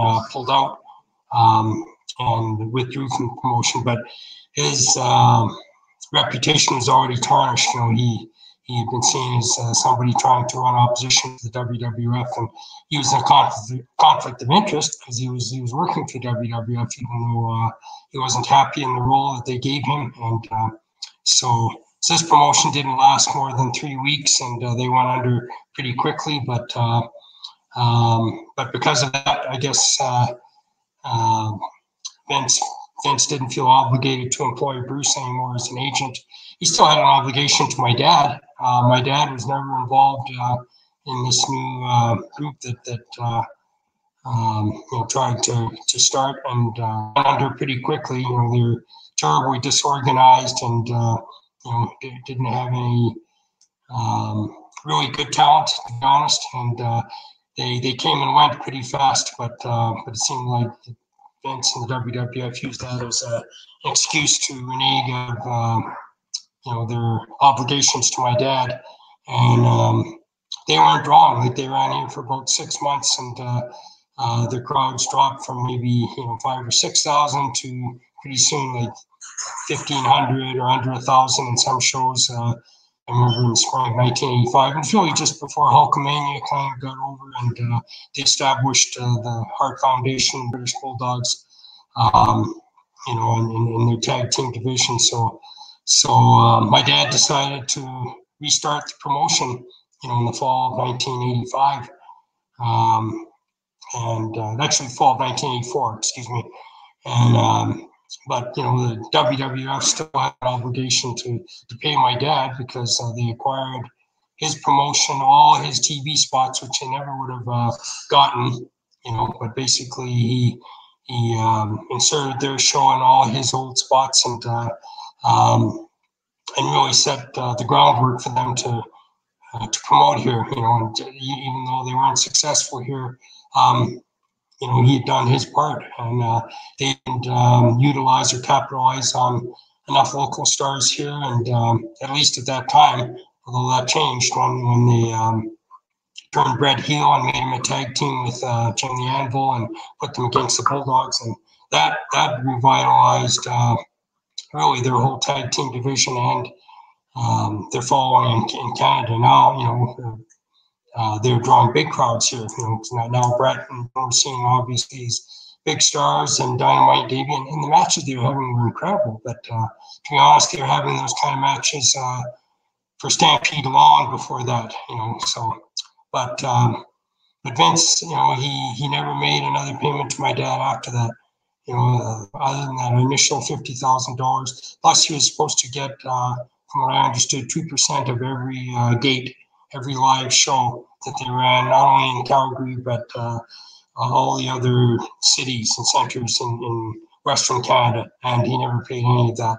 By that time, I think he knew Stu was already committed to starting his own promotion again. In fact, I think he encouraged it because he thought it might regenerate some local interest in the promotion again, because they had failed very badly in the first 8 months here, and then basically just stopped running. They didn't come for about another 15, 16 months, and by that time, the Bulldogs were tag team champions, and the Hart Foundation was established as a team, and some other guys were established, like Honky Tonk Man and Jake Roberts, Junkyard Dog, some former big names with the Stampede promotion. It took that long for their promotion to finally kind of catch on, and I think Stu, in restarting the Stampede promotion, helped generate some local interest in wrestling again. And then we launched Owen and Chris Benoit and the Econ Express, and there was a lot of local interest in the younger, faster, high flyers of wrestling. But in the process, WWF never lived up to its obligations with my dad. I think Vince's attitude was, well, I'm already using your family members now, and they're in a good position, so you don't want to, you don't want to contest what I owe you or what my legal obligation was. But he did. He never lived up to his agreements, and took advantage of my dad, and that was unfortunate. And really, they helped they helped get a lot of guys over. You know, Brett and Jim and Dynamite Davey had big careers there, and yeah, they probably made their most money with the WWF. But you know, none of that really would have been possible, you know, if my dad hadn't opened the doors for them in the first place and basically given up his promotion in '84. And you know, Vince was very, you know, dishonorable and not living up to his agreement and his financial obligations with my dad. So, but that's how business goes sometimes. And very few people know this. I mean, you appeared on SummerSlam '94, I believe, but you also wrestled for WWE under the name Ross Lindsay, I think against $1 Million Man, Demolition, Power and Glory, and possibly. Gee, you got more memory than I do of those matches, but yeah, you know, and I was actually, I guess I was on standby. I was going to wrestle in the Survivor Series match where Brett, Owen, Bruce, and Keith worked as a team, and I'm not sure. I think there was a question whether Keith would be able to make it down for the match if it was in the Boston Gardens because he was firefighting and teaching. I was sub-teaching at the time, but if Keith hadn't been able to make the show, then I would have wrestled in that match too. But you know, as it turned out, Keith did make the show, and that was great. Yeah, so I think I had a few TV matches there. That was great. I had some vacation time from teaching that summer. I think it was the summer of 1990, and it was so exciting. I mean, I went to the Philadelphia Spectrum where Brett and Jim won the tag title from Demolition, and you know, just an incredible response when we won the tag team title, and it was very exciting for me. I got to see the Legion of Doom and Kurt Hennig and Rick Rude and Kerry Von Erich, so many of these big names, and you know, I hang out with them at some of the shows, and then I went to some of the TV tapings and wrestled under an alias, which was great. You know, it was nice to be part of the show and experience that firsthand. But yeah, so you know, my greatest exploits weren't in the ring, but occasionally I did step in the ring. I mean, I was even on some shows with you. I don't think I got in the ring with you, Devin, but no, but you replaced me in one match against Carnage one night on one of the shows that we co-promoted because I got booked in Puerto Rico. I think you wrestled Carnage in the main event. Yeah, I had to replace you or something like that. So yeah, so I was a little intimidated by you because you were very intense in the ring, but you know, you were just a hardcore competitor. You know, hardcore competitor, and you gave everything in your matches. You know, you wanted it to look like a real fight or a real struggle. You know, so you know, so some of the guys complained about working with you, but I said, you know what? Nobody's getting injured or missing any work, and Devin's just very intense and he's solid, and he lays his chops and his forearms in, and you know, and you had a great amateur background as well, and dabbled a little bit, I think, in MMA and boxing back then as well. So, but I didn't have the chance to work with you, although I did have a chance to work with Rick Victor and Carnage and some of them, and so occasionally I still stepped in the ring, but you know, my best efforts were really behind the scenes, you know, promoting the shows and doing the publicity for them, and you know, and I learned a lot from Bruce and different brothers, you know, on developing talent and managing the dressing room, and you know, when you're booking shows, you know, sometimes if you're so focused and preoccupied with your own match, you're not seeing all the other matches. You're missing out on that, you know. So sometimes it can be a distraction or a conflict of interest if you're already in a match yourself and you have to oversee and watch the other matches, you know. So and for me that was less of a conflict because I wasn't always in the ring unless I filled in for somebody or who was in a preliminary match, and that way I could watch and evaluate the other matches. Yes, and you also taught me how to promote when you started me helping with those out-of-town shows. So I really appreciate that because I've become more of a promoter than a wrestler over the years. But there's been a lot of fans that have been asking throughout the course of this interview as we wind it down here, if you could share some memories of Owen and Jim Neidhart. Owen, yeah, you know, Owen, he was just such a tremendous person, you know, a gifted wrestler, a great brother, you know, a good guy to have on the road, you know, always had your back. He was a prankster, you know, so many different things about Owen, but I loved watching him work. You know, he had great matches time after time. You know, he could work with somebody like Makhan Singh, you know, who's like 350 pounds and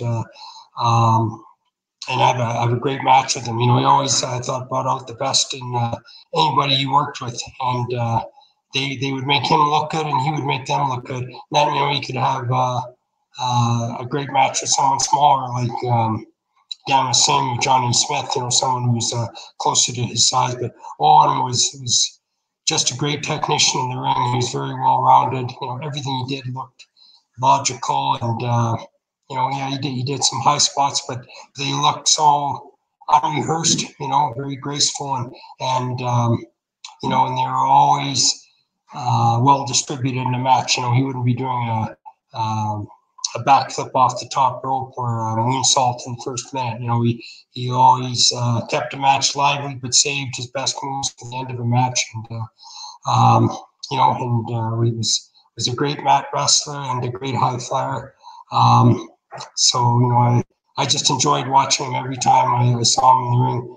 And you know, his lighthearted side was great. He was mischievous and could pull pranks. You know, he was so clever at disguises and changing his voice, you know, and just a master prankster.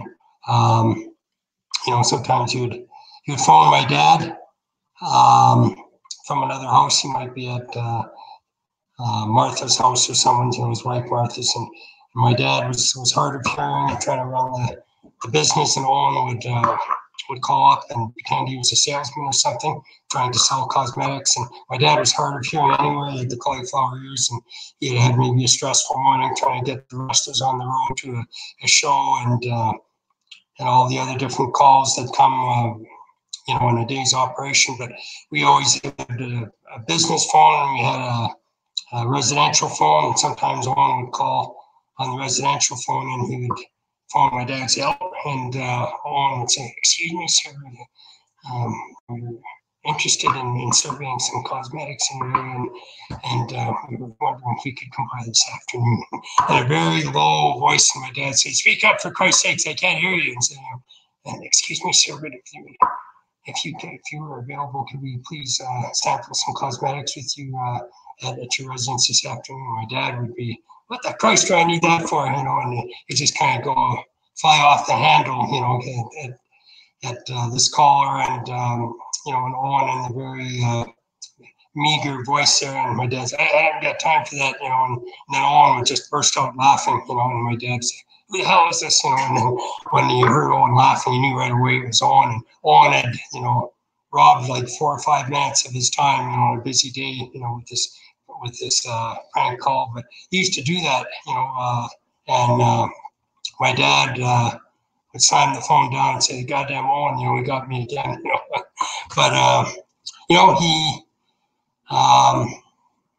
you know, he was very close to me as a brother, and I had a great trip with him when I went to Europe. When I first started wrestling in 1983, I had gone to some tournaments in Germany and Austria, and then we wrestled in the UK for joint promotions for about 3 months. And Owen really hadn't wrestled much, just a few spot show and out-of-town matches for Stampede. But when he worked over in the UK, he had some just great matches with Fit Finlay and Marty Jones. And I knew right away, you know, like if he can get over with a different style and with guys that aren't even really familiar with him, you know, guys that really didn't need to make themselves, you know, didn't need to sell for him or make him look good, you know, unless he worked very well in the ring, and he did, you know. He just was just such a natural. And when I saw how well he got over, basically in the UK in a foreign territory where he didn't have the backing of the Hart family or his dad or anything like that. In fact, more guys would maybe try to take advantage of us or size us up just because we were promoters' kids from Canada. But with Owen, he was just such a natural and held his own in the ring so well and had such awesome matches with Finley and Marty Jones. And when he came back to Calgary, I said, Owen, you'd be a natural for the Stampede promotion, with the matches I saw you have in Europe. And he was so well accepted that he went back and did some tours there a couple of years later. But Jim Neidhart, Jim was interesting character, very strong. Jim could go into a gym on a cold day and probably bench press 500 pounds, 2 or 3 reps, just incredibly strong. He had performed as a shot putter and a discus thrower and played in the NFL before my dad broke him in and started him with wrestling here. But funny story I had about Jim, though. Jim was a little bit naive, and he'd been working with my dad for about 4 or 5 months, and Stu had stretched him pretty good in the dungeon quite a few times. It was really interesting. It was like the old bull against a young heifer, and they had some grueling sessions.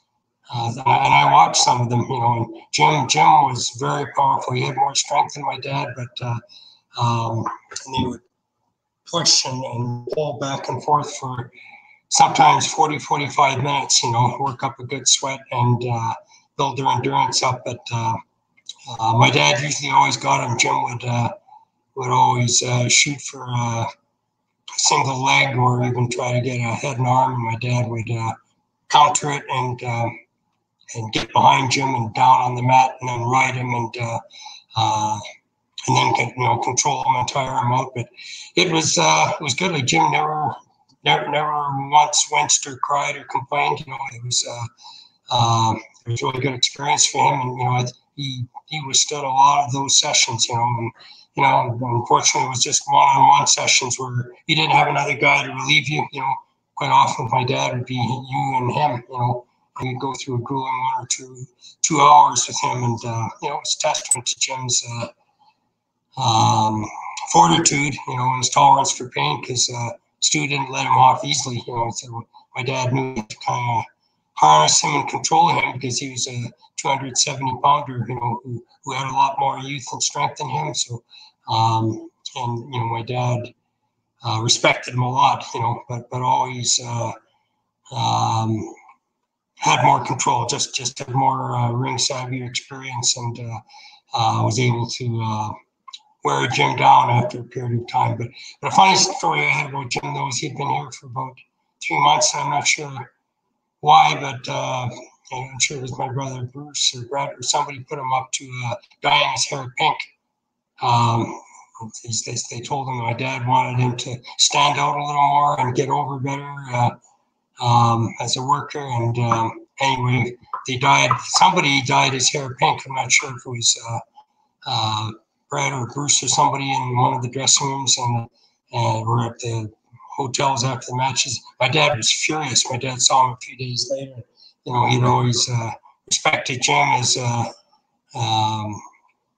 as a rugged athlete, who just had the right look and size and strength, and his hair pink. My dad was just living, says, "Who the Christ told you to dye your hair pink? Did I ask you to do that?" And I thought you wanted that, Stu. And so they told me it would get me over better. So I know somebody in my family, one of my older brothers, must have had a hand in that, but it wasn't well received by my dad at all.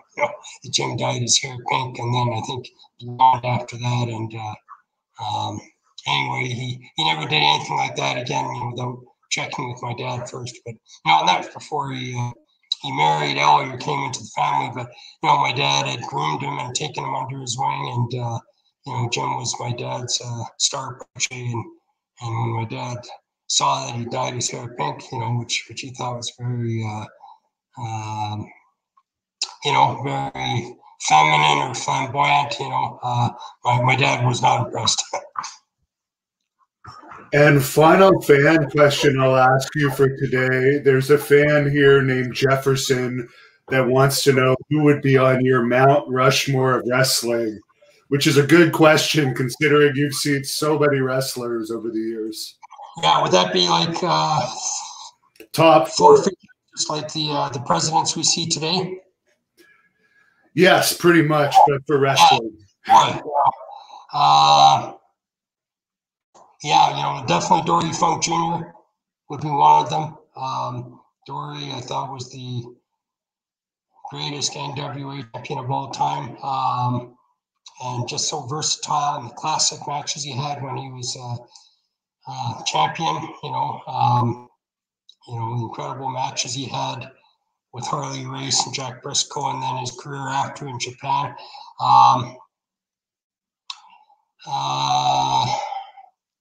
Billy Robinson, I think, would be one of them. He was the classic British wrestler, who revolutionized North American wrestling and Japan.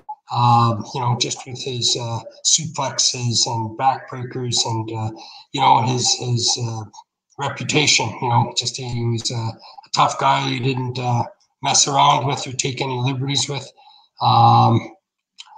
Even though Billy had his share of followers and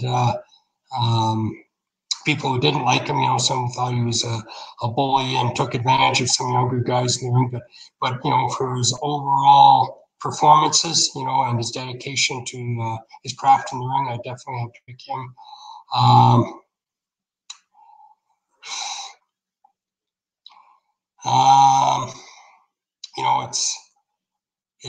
It's hard for me to be unbiased, but I'd have to pick my brother Brett.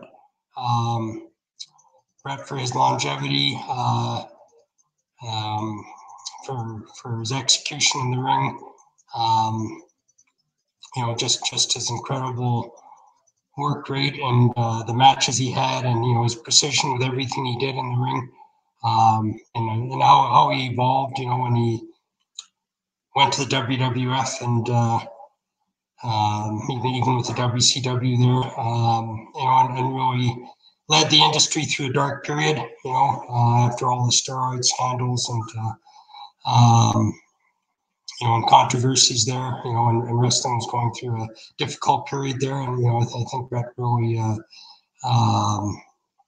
helped save the industry, especially with the WWF at that time. So it's with, I suppose,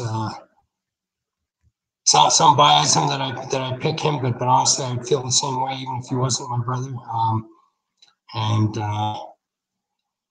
I would have to pick Owen as well. Owen was just a great technician, an incredible performer, and we looked at the incredible volume of matches that he had in Japan and Europe and Mexico and Stampede. Even though he was really underutilized in the WWF and should have been used better there, still had some incredible matches. And I always thought he had his best matches working for the Stampede promotion. And that's where he really shined. But so I would have to maybe pick those four, Brett and Owen, and Dory Funk and Billy Robinson. And there's so many others I could add to that list, but I guess for Mount Rushmore, we have to limit it to 4 down. There you go. Well, great answers. And the last question I'll ask you today will be from me. And that is, what would be your advice to a promoter like me going into the 2020s to try and help get wrestling popular again with all your experience in wrestling? What do you think it's going to take to bring it back to the way it was in the 90s or the 80s? Yeah, it's going to be an interesting challenge, especially with the social distancing and the COVID restrictions right now, which have pretty much killed off the regular live shows. And I'm hoping with the vaccinations in the new year in Canada and the US and abroad that we can get back to running regular shows again. So I think so much of it is going to depend on that. So if we can resume normal shows again with live crowds and no restrictions on attendances or how close fans can be, in the audience or even in proximity of the wrestlers, I think carrying on where we've left off. I think for promoters, I don't think it's necessarily always the best idea to bring in supposed big names or legends from previous promotions, because you bring in those guys, it's a huge financial payoff for them. You're usually able to pay them a few $1,000s American plus their hotel expenses, airfare, and then they want to sell their merchandise as well. And when these guys come in, unless they're putting your champion over, your top guy over, all they do is kind of leave a vacancy, or a void in your promotion. They come in, quite often beat your top star and then leave, and then what do your names mean after they've already lost to some other guy that was maybe a big name a few years before, but was kind of reclining, barely a legend, and but if you're going to bring in a big name like that, it should be the idea of getting your talent over, or making them look very good. If they beat your top star, then they should make them look very good and maybe give them 60% of the match. But I just see too many small promotions bringing in these so-called legends, and no offense to them. I'm happy to see these guys making a living and getting the exposure, but when you're paying these guys that amount of money and you don't have enough to pay your own stars, they don't see an increase in their figures, because you've blown it all already on the names you've already brought in for the show. That kind of kills the harmony and morale of your local talent and doesn't get them over. If these guys you bring in don't put them over, so I think there has to be more of an emphasis just on building up local stars of your own, and being consistent with storylines, and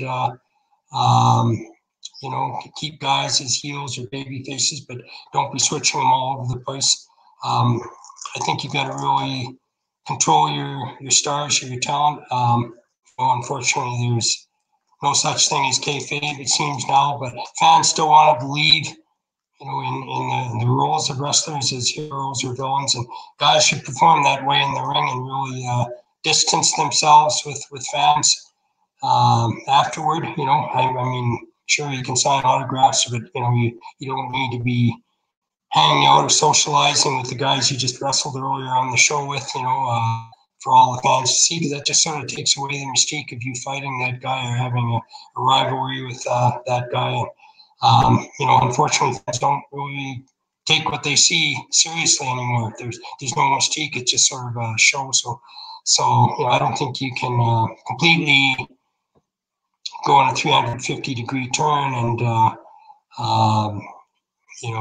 make out guys hate each other, or there's total kayfabe completely, because fans aren't going to buy that either. But I think you need to keep your baby faces as baby faces, heels as heels. Heels should never be fraternizing with fans or high-fiving or one-upping fans that cheer them, that try to go against the grain and boo the baby faces. So I think in a sense you have to try and control your crowd more with your in-ring performers, and that's some advice I'd give. And and more of the performers need to work harder in the ring to involve the fans. I very seldom see guys in the ring working the crowd. If you're a heel, you should interact with the fans, and you can't be now. You can't be swearing. You can't say anything homophobic or sexist or even profane. You have to come up with more creative ways, to lash out at fans, but not get sued, you know, in the process. But there are ways you can do that and still stay in character.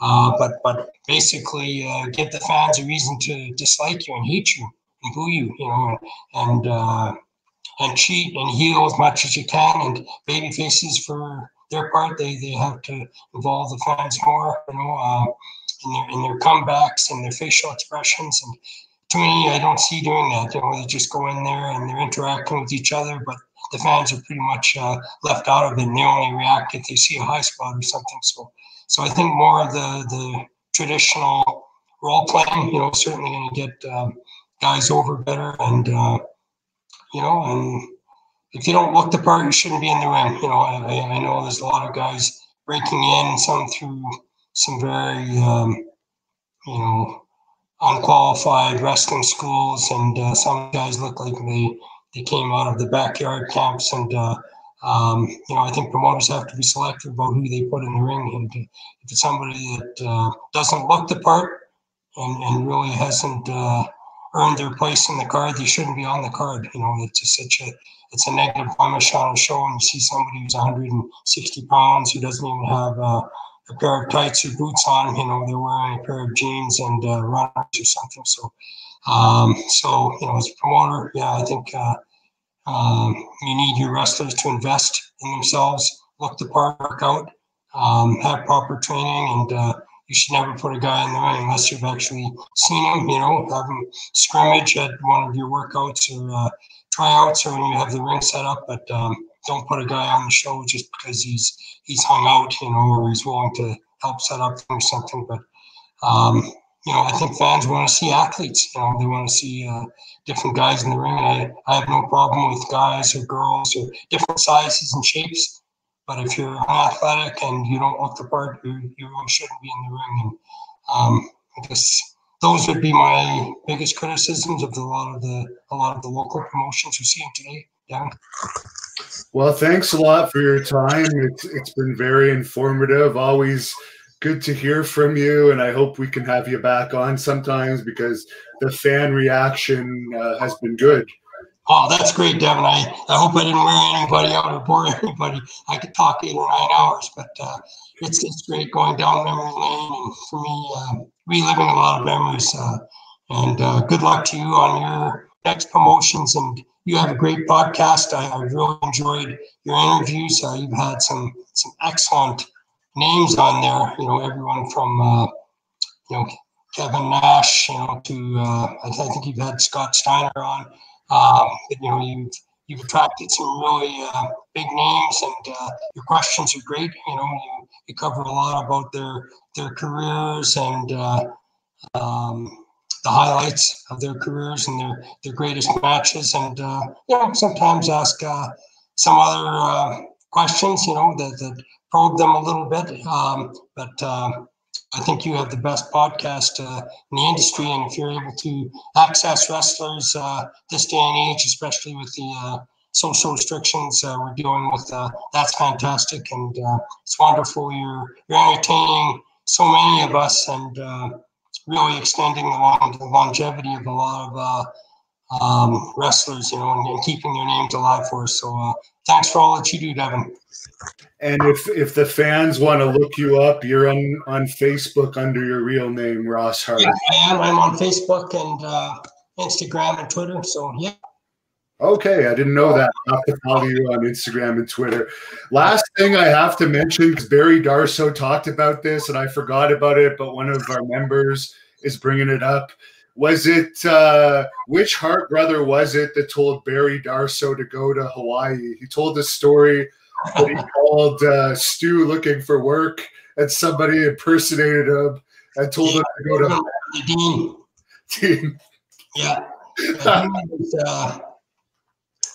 He lived in Hawaii for a number of years, and he was trying to help their promotion there. And I think he booked a few guys from Calgary, from the Stampede promotion there. Unfortunately, it was always a sad story when they got over there. They either didn't get paid for wrestling, or they were stranded over there. They'd wrestle only maybe 1 or 2 matches during the week and have nothing to live on. And quite often they went there like on a one-way ticket or something. And So it was, I think, just a tough time for Lee and Peter Maivia, who were running the promotion on very little funding, and it was kind of a disastrous trip for a lot of the boys that went over there. Some guys that were trying to break in and get started, and quite often went there with a few $100s and left penniless, and quite often couldn't get out of there alive. They'd be mobbed before they even got to the airport or something if they were seen as deserting the troops or something. But if Barry called my dad's number and spoke with someone appearing to be my dad, who advocated for the Hawaiian promotion, that definitely would have been Brother Dean.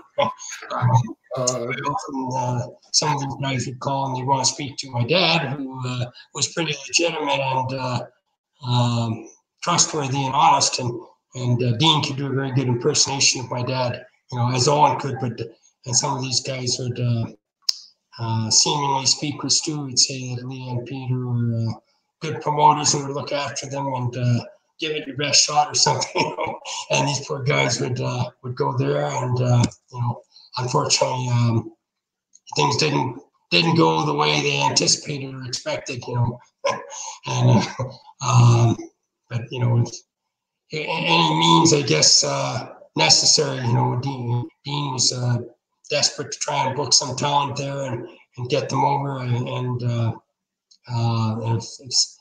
if it meant having to imitate my dad and do that, then that's what he would do. So.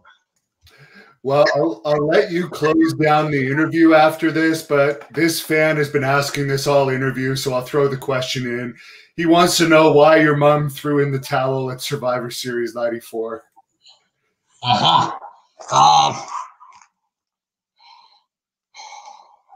I don't know if I should answer that from a fan's point of view.